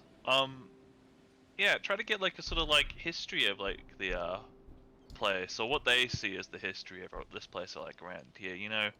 Um, any significant like events that have happened here in the past and like whatnot, and just try to ingratiate herself with them, which I imagine she finds very easy. Yeah, no doubt. That sounds to me like a socialize role. And I guess, presence and socialize as you kind of carousing. Exactly what I was doing. Yeah, kind of carousing through the town, trying to speak with the locals and kind of get a feel for things. Any particular sides that are like religious to these people, or perhaps forbidden or cursed? Something of that such nature. I Well, got 6 successes. so Sorry. while this is going on, I imagine it'll take you some time to be chatting up the locals here. What's Nesret and Tomos doing? How do you guys endeavor to, I guess, contribute to this effort? Are you guys kind of like, I guess, sitting back and letting Seshet do her thing? Or are you guys trying to, do you guys have your own angle of investigation that you were working, or what are you doing? What do you intend to do as you set foot in the city on Thera here? I'd like to try to search for it through Minervina. Try and play a little hot and cold with Minervina. Yeah. So,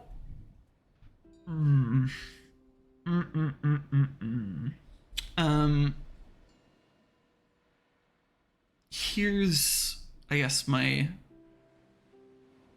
question to you. In this case, are you intending to try and, I guess, continue to provoke her sort of natural propensity for these visions, or are you intending to try and cast your ritual again? I think I want to try to do it naturally. Sure. Because a ritual is pretty time consuming. Plus, I don't think you. And I don't like, think the I have any necessary- piece of it. Yeah, I need the ingredient of something tied to it. Something sympathetic. So in this case, Oh, I guess I technically do have. Would Minervina count as sympathetic to it? Just burn Minervina. Great idea. I mean, you might technically consider a sympathetic link now, yeah. But if you want to sort of I naturally don't want to. provoke and I'd rather try to do the natural first. yeah, Need, like a bit of your body to burn Minervina. A hand would do. A yeah, foot. just a pound of flesh. It'll be fine. Well then, in that case of trying to sort of what's the word? Encourage her visions, as it were. Why don't you give me, I guess a wits and occult roll as you try and push Minervina. Try and, use your knowledge of the occult to try and increase the intensity of these visions. Would this count as like Kefir? In this case, I'll rule against it simply because you're relying on trying to rely on someone else's mystical senses. But nonetheless, we've got 2 successes on that roll there. Now, before I get to what happens with the 2 of you, what is Tomos doing? How are you intending to progress this along, or are you accompanying someone?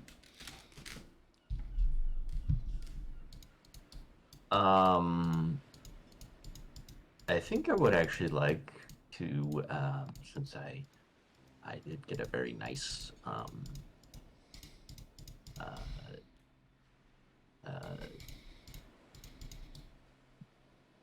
pillar point back. I think I would actually like to use my endurance Shadow of Time. I think it's and I essentially want to kind of my equivalent of looking through kind of a security camera for the day on the docks. I kind of want to see the vents past. I think it's a second tier that does that, right? I believe you are correct. With okay. Shadow of Time.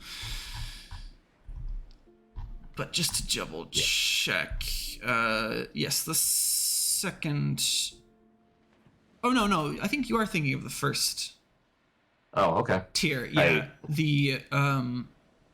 I think the optional effect of the first tier with Run 1, rather than your own timeline, you may witness the past of an object or location you're within contact with. So the first tier. Okay, yeah. Well, then in that case, first tier of Shadow of Time I will use and pull back through the dock.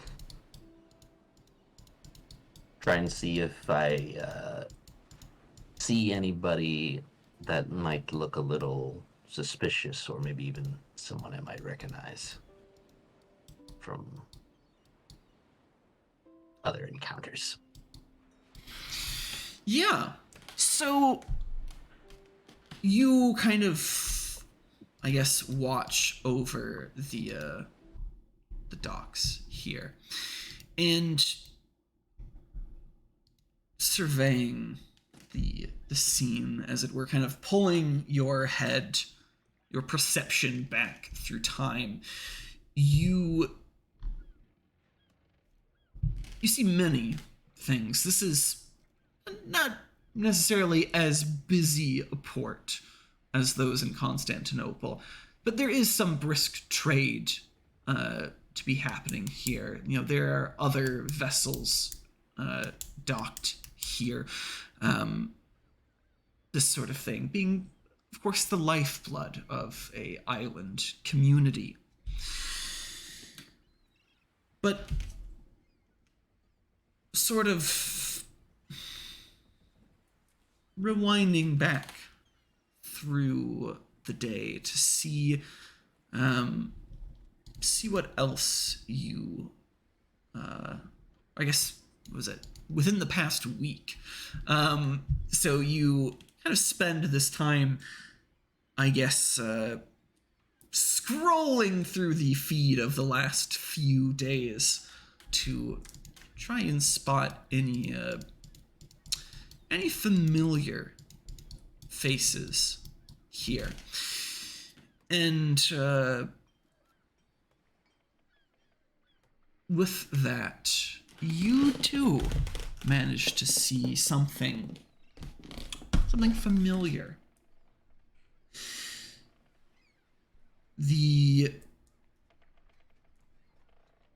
In this time frame that you have here, perhaps a few hours before your arrival was the arrival of another vessel. And disembarking from this vessel is a somewhat familiar crew. Two individuals stand out to you. One which rightly infuriates you is a familiar masked man who disembarks from this. But there's another unfamiliar face amongst the crew, someone that's a bit out of the ordinary, as it were. There is a woman that disembarks from the vessel here. A quite beautiful young woman, perhaps in her late teens, early 20s at most. A sort of a strange sight to be sailing amongst all these surly and solemn sailors. This individual does give you a bit of pause as despite all this, there is something else unusual about this woman here. There appears to be some sort of disfigurement, shall we say, to this woman that she does her best to hide as the masked man and the woman and a number of the crew disembark. She... how do I want to put this?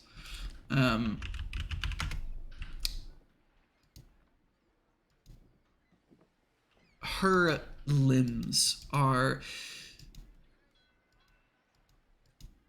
almost like they've been broken and the limb set incorrectly, as it were.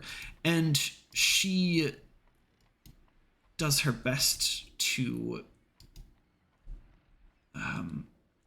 try and hide these deformities. And it's quite easy when you have this beautiful face. People aren't exactly drawn to your extremities, shall we say. But nonetheless, she's again sort of beautiful and kind of surprisingly strong. She's got this long dark hair, and her limbs are kind of again a bit distorted, like they've been sort of again broken and kind of set back into place incorrectly.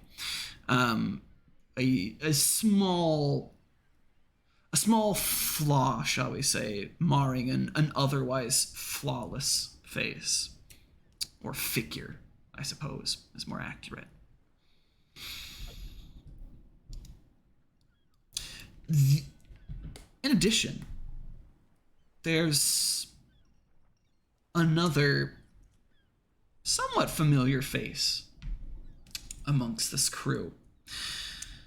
A rather large, rather imposing gentleman.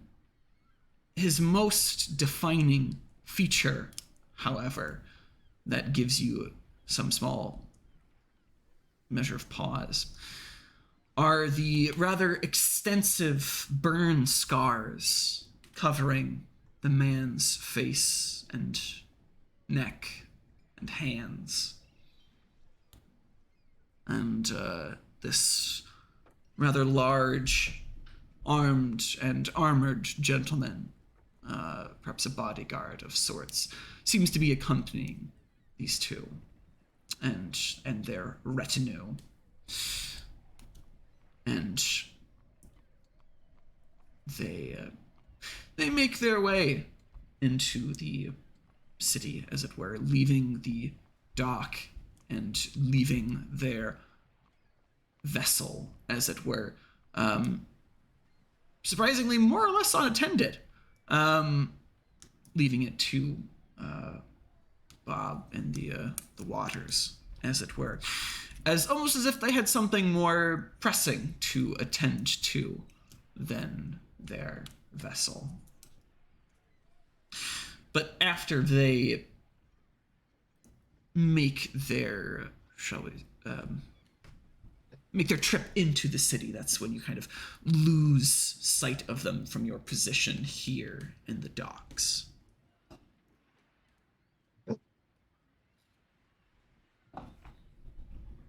So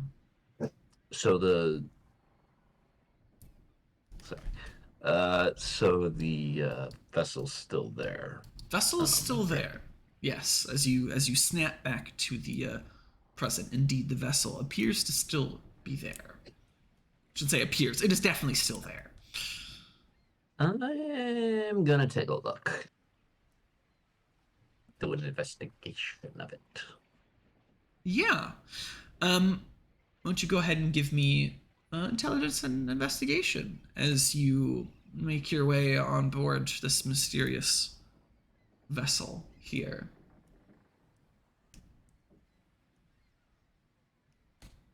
And I'll spend willpower.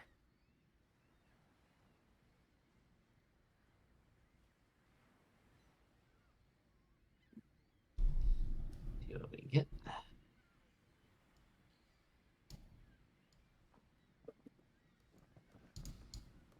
2 successes. What? Hell. So 2 successes on, what is that, 8 dice. So you poke around here, and there's no one really left on board the vessel. It's sort of eerily quiet here, and perhaps you might wonder why they'd leave this undefended.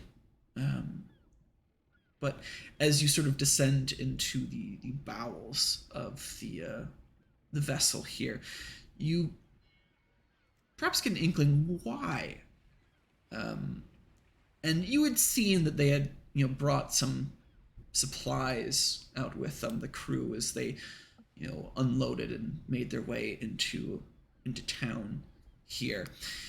And although the, shall we say, the below deck of the ship here is rather threadbare, aside from a few sort of lingering provisions and supplies, you do manage to spot something in the cargo hold here. Or rather, I guess, an inclination that something was here.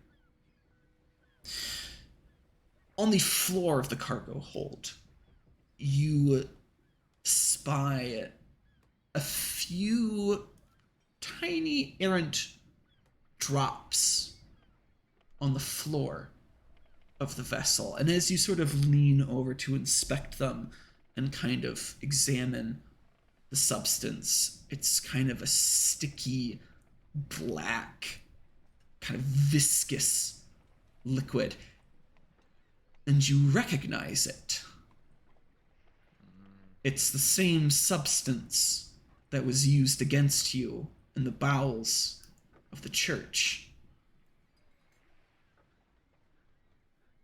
And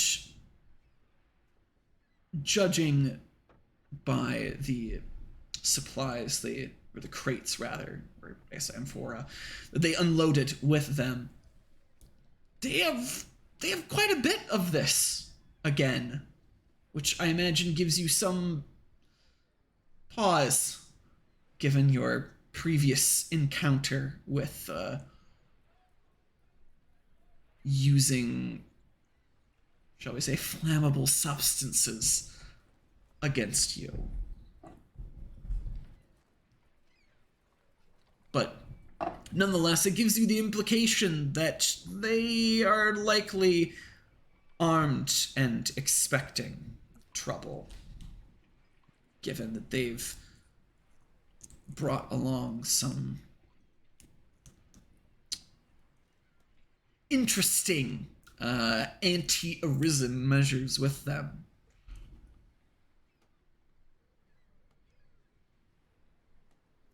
Well, great.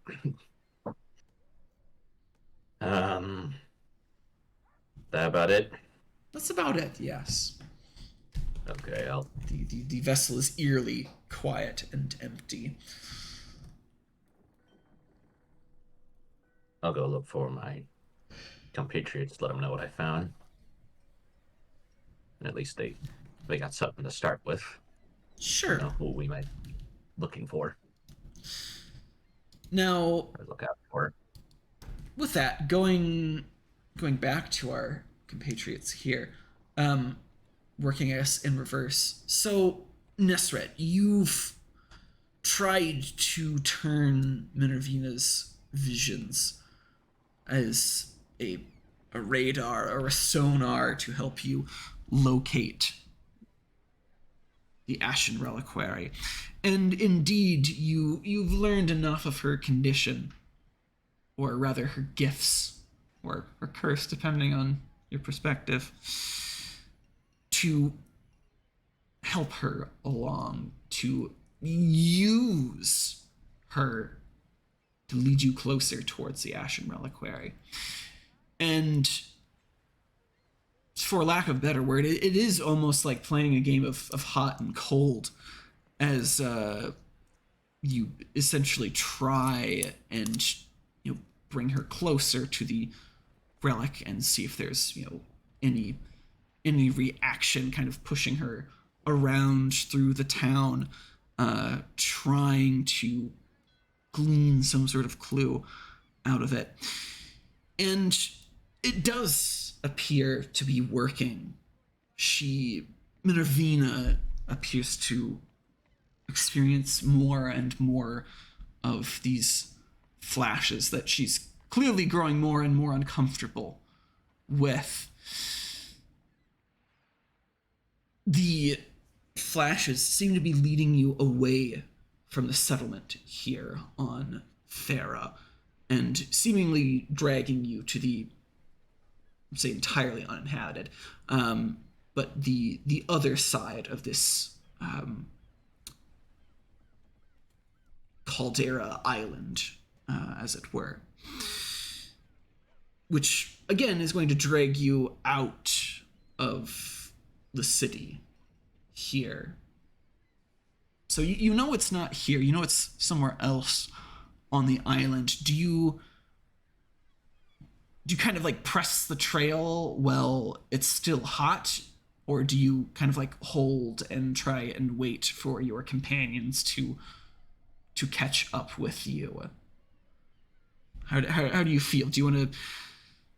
Well, you've got the train running. Do you want to keep pushing Minervina, or do you take this as a moment to kind of stop and wait? Nah, I'm pushing hard. All right. So we'll get back to you in a minute here, but let's first go back to Sachet here, who has been carousing with the locals, trying to get an idea of the history of this place. And it does certainly eat up precious time here, as some leads end up being less than fruitful. Not everyone is an expert on the history of the island here, or rather shares anything that you find particularly pertinent. There's a big difference in perspective for history, for what these mortals consider important against It was my birthday last week. Yeah, go on. Yeah. Oh, we had a patrician that visited the other month. Isn't that nice? But nonetheless, the petty mortal concerns. You're thinking on vast cosmological time frames. And with your astonishing, exceptional success, you do indeed eventually manage to find someone knowledgeable enough, a local familiar, not just with the history of this settlement here, but with the history of the island. And the history of this island is quite long. Now, I guess kind of going backwards in time, at the present, the island stands as a member of this new Roman Empire, but it was once part of the whole Roman Empire before Rome itself, the titular city, had fallen. And it was, back in those days, relatively prosperous and significant. But it was even more before that, when it was not a province of Rome, but of the Ptolemies. It was a station for the Ptolemaic wartime fleet. It was the harbor for the Ptolemies in the Aegean Sea in those Hellenistic times. The city itself was entirely rebuilt to serve as this naval base of operations, though it's far from those times. And even further back to the Greeks, the ancient Greeks, as they might be called, even ancient to these peoples, though perhaps not as ancient to you and your past. But it was founded by Doric colonists from Sparta who valued this island settlement. And the name of the settlement gets its name, I suppose, from Theras, the mythical ruler and a descendant of a Phoenician king and a son of the king of Thebes. But that is the history of the settlement. The history of the island is a different matter. And this old geezer here that's all too happy to strike up a conversation on the matters of history can comment that this island here was once part of a great volcano, one that is now essentially a giant hole in the middle of this island, now filled in by the sea. But before that, there was another settlement on this island, a prosperous one, that the old man reveals is now covered under a thick layer of ash and soot.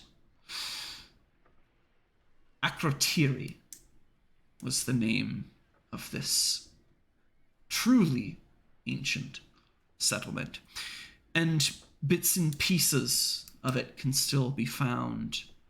The old man mentions that there's remnants of a graveyard on the hills on the other side of the island.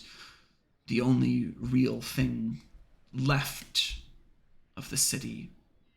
Faded tomb markers, their names and inscriptions now erased by time from history, and presumably nestled beneath it further down the hill, buried under, again, layers of volcanic ash, is this long forgotten and buried city. And the locals here, some of them at least, are, shall we say, familiar with sort of the legend of this volcanic eruption and the disappearance of those who once called it home. It's not something that really, I guess, resonates with the modern populace. It's so far removed from them that it's little more than crumbling stones at this point to them. And clearly no one's seen the value in unearthing this ancient settlement.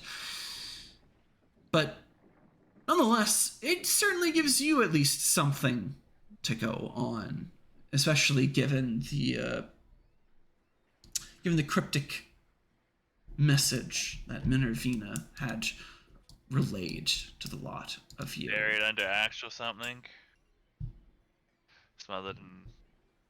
Smothered itself in ash. That was it. Yep. Just that figures that's a good enough place as any to start, so she'll probably start heading towards those ruins. All right. All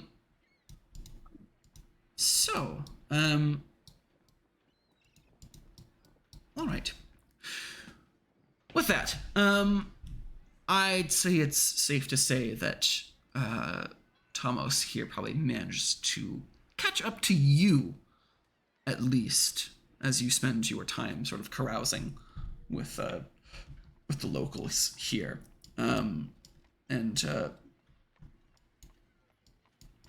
With that, I believe Tomos might have some words to share with you. And both of you are also perhaps curious at the disappearance of Nesret and Minervina.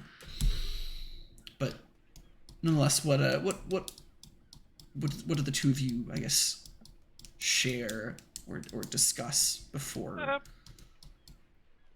you set out? Yeah. I guess she gives like a brief summary of what she's learned. Yeah, it's some ruins that kind of match up with what we might be looking for. And Thomas will do a rundown of who we saw come from the dock. The familiar crew members, the masked man, the new female figure with the somewhat disfigured limbs, and finally the somewhat familiar burned man, as well as the fact that they have a lot of that substance they used against us in the church, so we need to be on our guard. I think I identified that, didn't I? What was it called? It was like a tar. Yeah, as best as you could surmise, was some sort of tar or pitch, a flammable substance, very flammable substance. Anyway, they got plenty of it, unfortunately. We'll have to keep an eye out for that. Yes. In addition, if you happen to ask anyone if they'd seen any characters like them, that might also help us point us in the tomb's direction. I haven't heard anything about a bunch, like a young woman with a bunch of men carrying a bunch of large amphorae around the town, have I, Trevor? No, not particularly. People, on an island port like this, people come and go all the time. It is the lifeblood of an economy like this. Goods and services are constantly exchanged. Really, it is the only way a community like this would survive in this day and age. But no one, I guess, thinks of it too out of the ordinary for strangers to come into town here. At least not out of the ordinary enough for them to comment, I guess, unprovoked or unquestioned.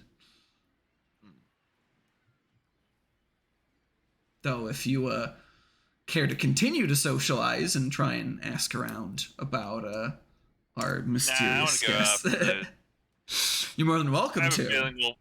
I have a feeling we're gonna bump into them anyway. I'm not gonna waste time on that. I'm gonna go after that those ruins. All right. And yeah, as the two of you here are sort of discussing, sharing the details of your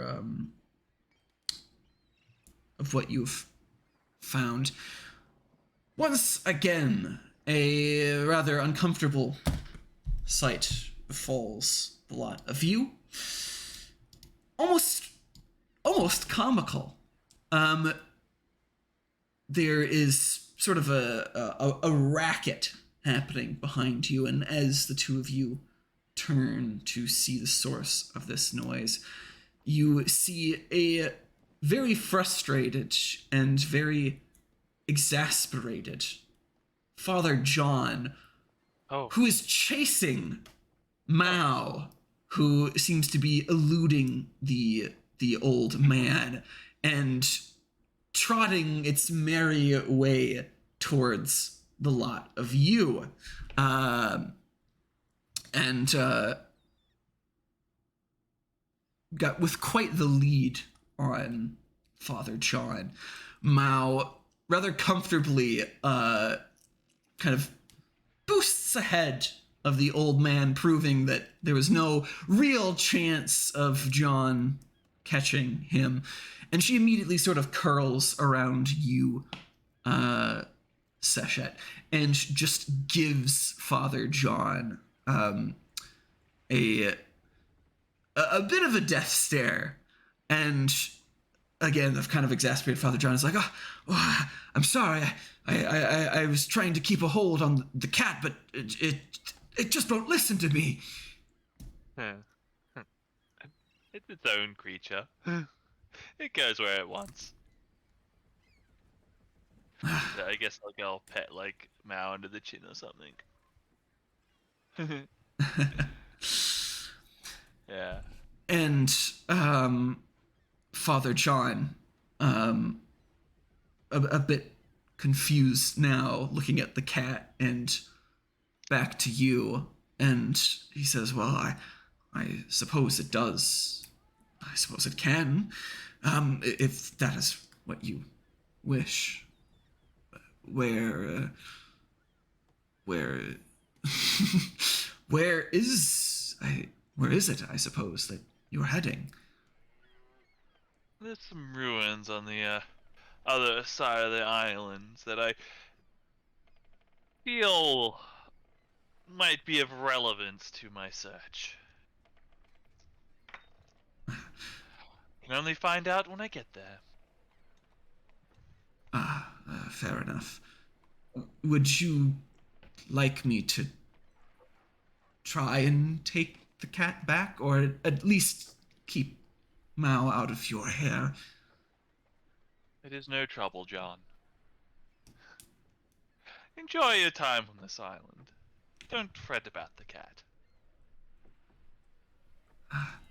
As you wish.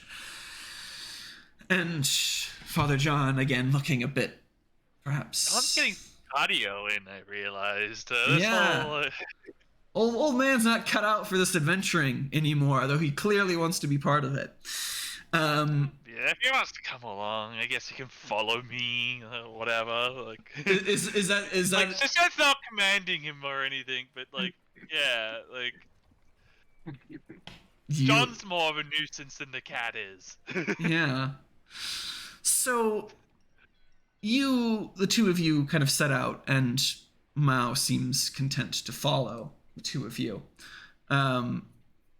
As you try and make your way across the island to try and find the remnants of this city here. And indeed, Father John is a bit of a stickler, shall we say. He doesn't actually follow, walking alongside of you, but as a lot of you exit the city and start to traverse the countryside, you realize that Father John is essentially tailing the lot of you, and he gives you a lot of space. He's clearly not trying to accompany you directly, but it's almost like you've got a stray dog that's kind of following you along. Yeah, kind of just this clingy old man who's been ignored all this time and is now that he's been made an official member of the cult, you just can't quite seem to shake him. I gotta wonder, was he like this before I met him, or have I turned him into this? He was pretty content before to just be in the tomb, to be near where you rest, I suppose. But now that he's been kind of folded into your organization, now that he sees that there's some organization and plan and purpose, he now very clearly thinks that he needs to be part of this. I gotta help. They need me. I'm a part of this team. Tomos. God's come calling, and I'm gonna answer. Jeez. Tomos will whisper and say, "The only use I can think of this old man is as a decoy. He's starting to get on my nerves." Don't let him be. He'll die in a few years anyway. Oh, these pesky mortals and their short lifespans. But it'll get even shorter if he continues to tail us, I suspect. Perhaps. Well, nonetheless, let's jump back here. So, a lot of you make your way across the island. But before we get to you, let's return to Minervina and Nesret here that have a bit of a head start on the lot of you. So they don't exactly know where they're exactly going, right? Yeah, they're sort of following on Minervina's intuition. Oh, excuse me. Tailing the trail of her broken visions and nightmares, leading the two of you closer and closer.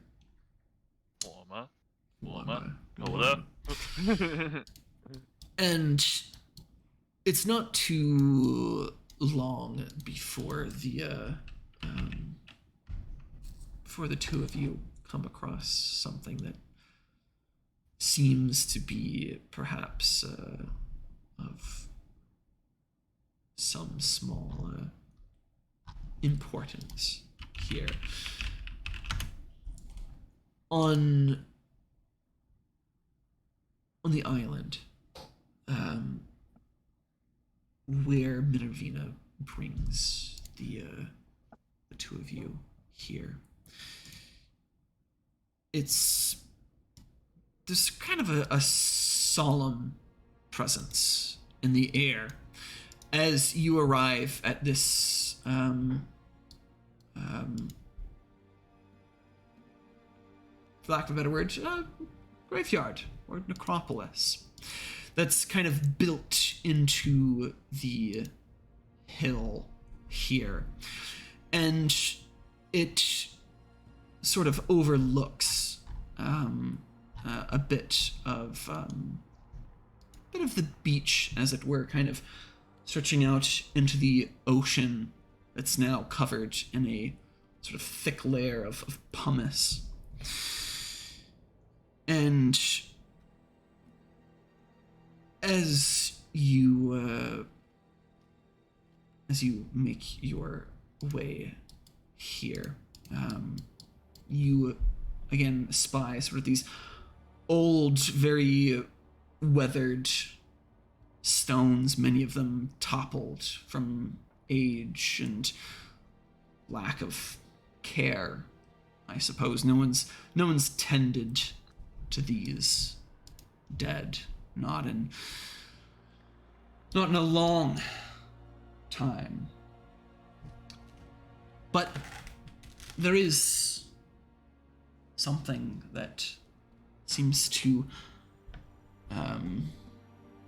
perhaps beckon you here. Give me a perception roll, and go ahead and add your sechem to this, Nesret, as your Kefir begins to pick up the trail here. What is perception? Is that wits? Composure. Wits and composure plus your sechem. Composure. Okay.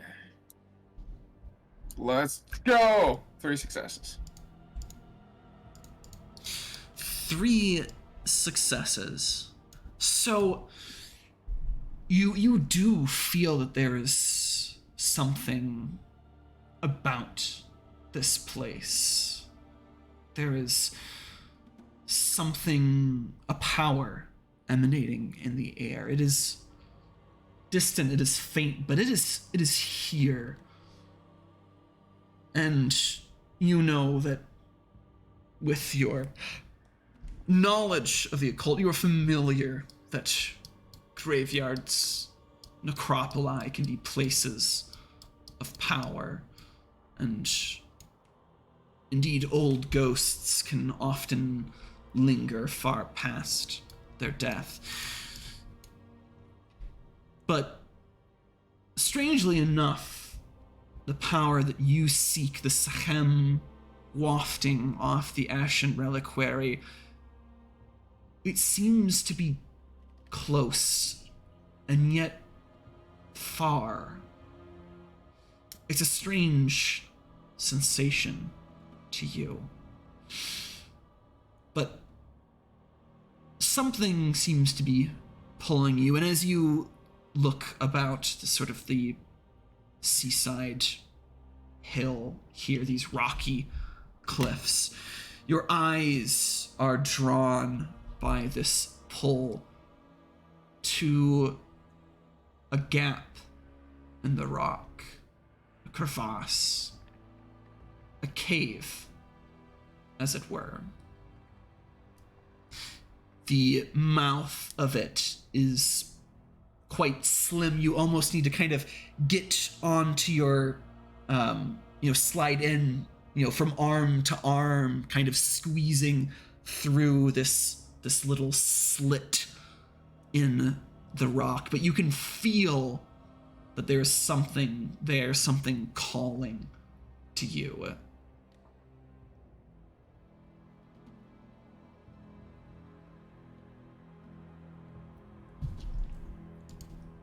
But at this point, Minervina, she gets overwhelmed as you kind of peel off towards this cave here, as you find yourself almost intuitively or unconsciously drawn towards it. You kind of hear a thump from behind you, loud enough to distract you for a moment, to turn your head away from the sort of potent and heady rush of the Sekhem that you can sense so close to you.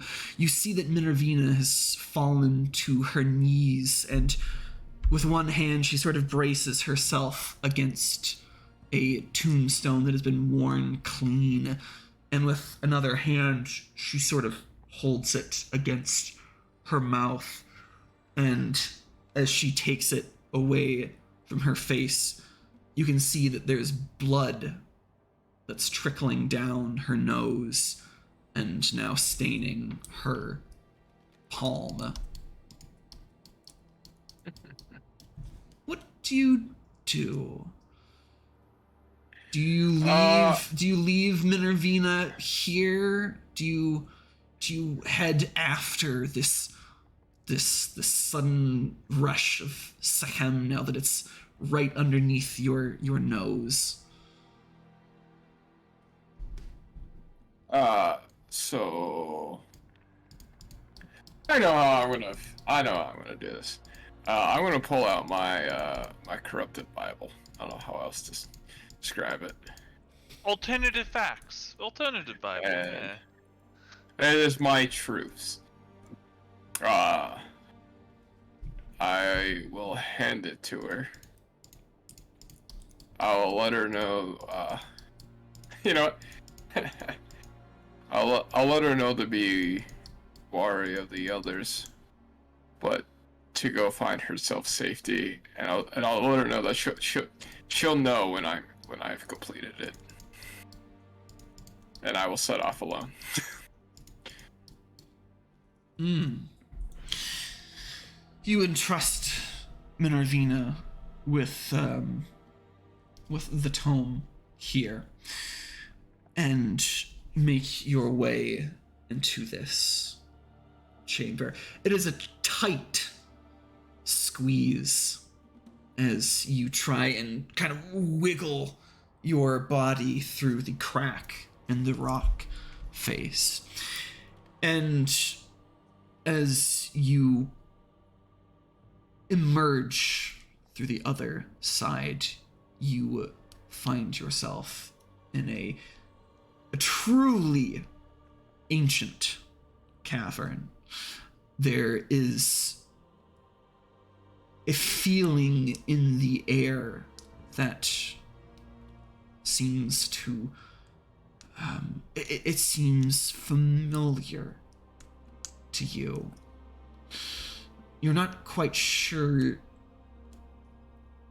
where you recall it at first, and then it starts to click as you descend into the cave, and the thin stream of light trailing in from behind you grows dimmer and dimmer as you descend into the earth here. And there's a scent in the air, a smell that it almost reminds you of a place that you've been before. You've been many times, but don't quite recall. And then it clicks to you, the feeling in the air. It reminds you of the journey that your soul takes after death. It feels here in this cave as if It is an extension of Netter Kartet, of the realm of Twilight. And this strange sensation of these worlds bleeding into one another. The cave terminates in an ancient archway. And indeed, there appears quite curiously, to be a small pile of red sand that kind of piles up. A shallow pile at the foot of this ancient archway.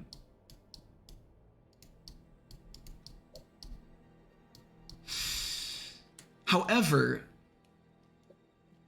there is no passage beyond this archway. It just ends in this rock face here. And with your senses, your knowledge of your guild here, you know that there's no chamber beyond this. There's no secret passage hidden from you. But something does draw your attention. The stone around this archway, the sand on the floor.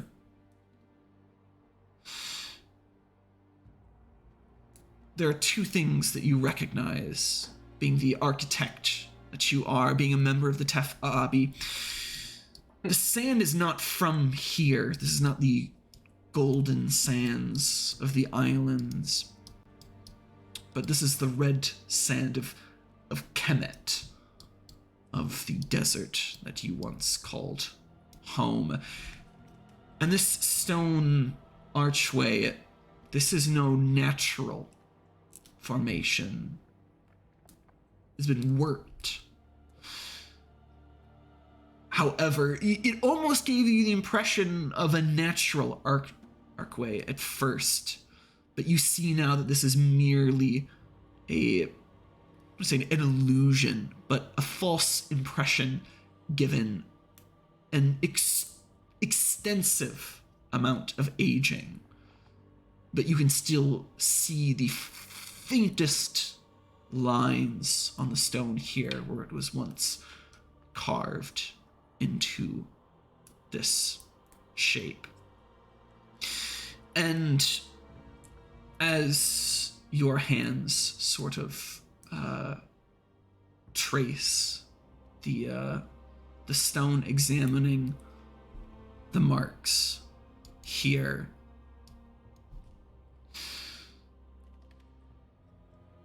the passageway, this arch,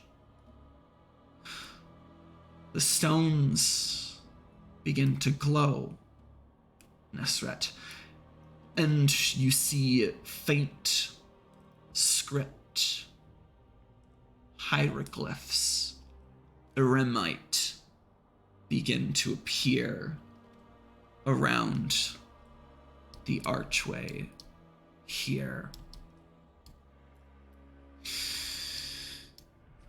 Do you understand? Actually, give me, before we get to the message, give me an intelligence and occult roll. And while you do that, the message, the Iremite inscription is actually quite familiar to you. It's a religious passage regarding the departure of the soul of one's journey westward from death, that the living will first venture into Netter Kertet on their journey through the afterlife. And yeah, why don't you go ahead and give me that intelligence and occult roll? Here, let's see what you. Does this proc my eremite religion occult? It certainly Which one is does. Certainly does. That +1, right? Yeah. 4. 4. Do you want to use your inspired condition on that? Oh yeah, turn it into a Exceptional. Point of willpower. exception. Oh yeah, it gives you a point of willpower back and exceptional. So you read this ancient Aramite script, and you gaze at the passage here, and it all clicks into place here. This is one of these fabled, or rather, almost mythic gates leading one into the realm of Netter Kertet, of this twilight realm where ghosts and other stranger things lurk. The strange in between the purgatory.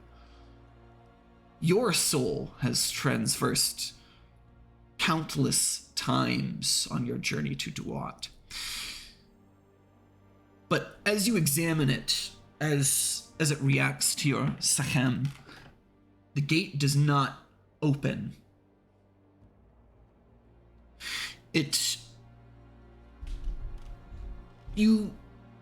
with your exceptional, you understand what it lacks. And actually,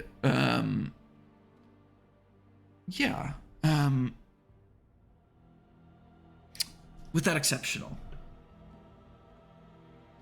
this gate, the passageway, about the death of a soul, or the death of a person, shall we say, and its passage into Netter Kertet.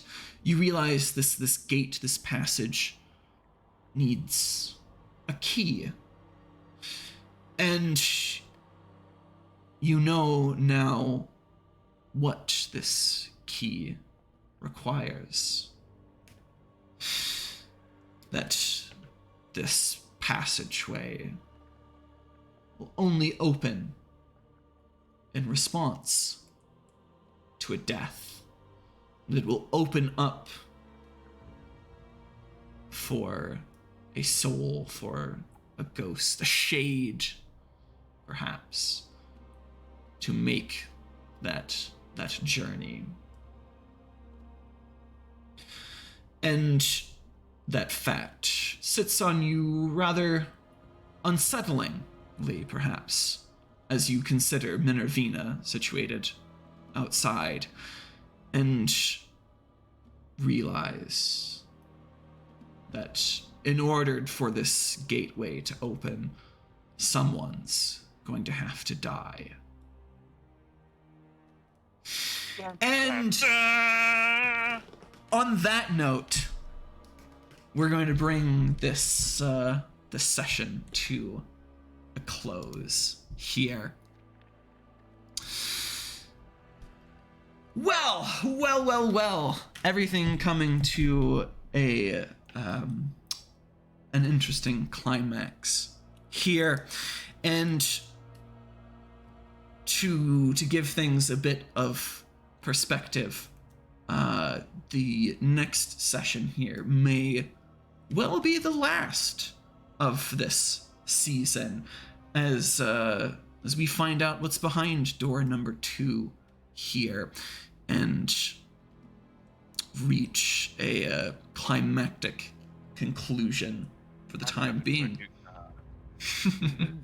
Yeah. Well, enough speaking of the week ahead and the conclusion to come. For you guys, how are you guys doing, and what's going on in your characters' heads? What are they thinking? Yeah, Suzette won't lie. She kind of wishes that she was somewhere else. She's still thinking about that conquering quill, and how she'd much rather be in Constantinople, like pretty much preparing for her campaign against him. But she also realizes this is probably pretty important too, and she wants to get this done over quickly. Okay. Not too concerned about what lies ahead. Just this is just an inconvenience for Seshet. Yeah, more like this is like more required out of her. This is like required from her, like from her judge. Like the general part of the Arisen condition, and how her primary focus has been put on hold for now. Yes, a very familiar element for the Arisen, being drug onto missions they'd rather not be doing. Anyway, what about Professor Zavlus? How are you guys doing, and what's going on with your characters?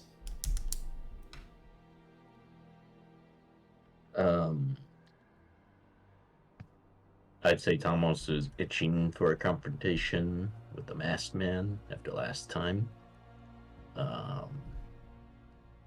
He's definitely got his guard up, but he's kind of a little more present focused. Not as much wanting to really be somewhere else.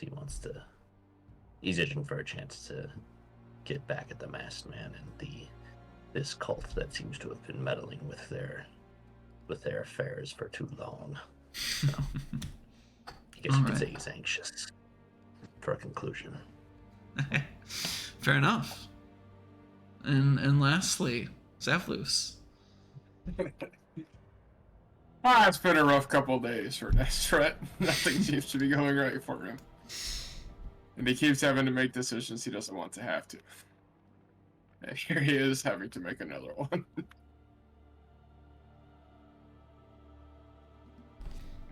But, I guess sacrifices. A job's a job.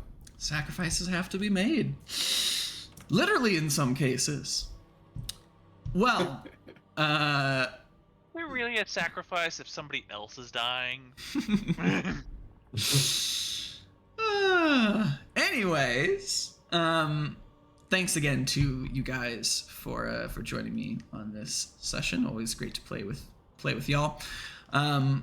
Thanks to Onyx Path for having us on their channel here, and thank you to Tabletop Audio for the background music we've been using. Lastly, just some things to plug here coming down the pipeline for Onyx Path. Currently, there's a crowdfunding campaign going on for the They Came From RPG anthology. That's currently got, a little over 31K out of their 20K goal. So that's crazy.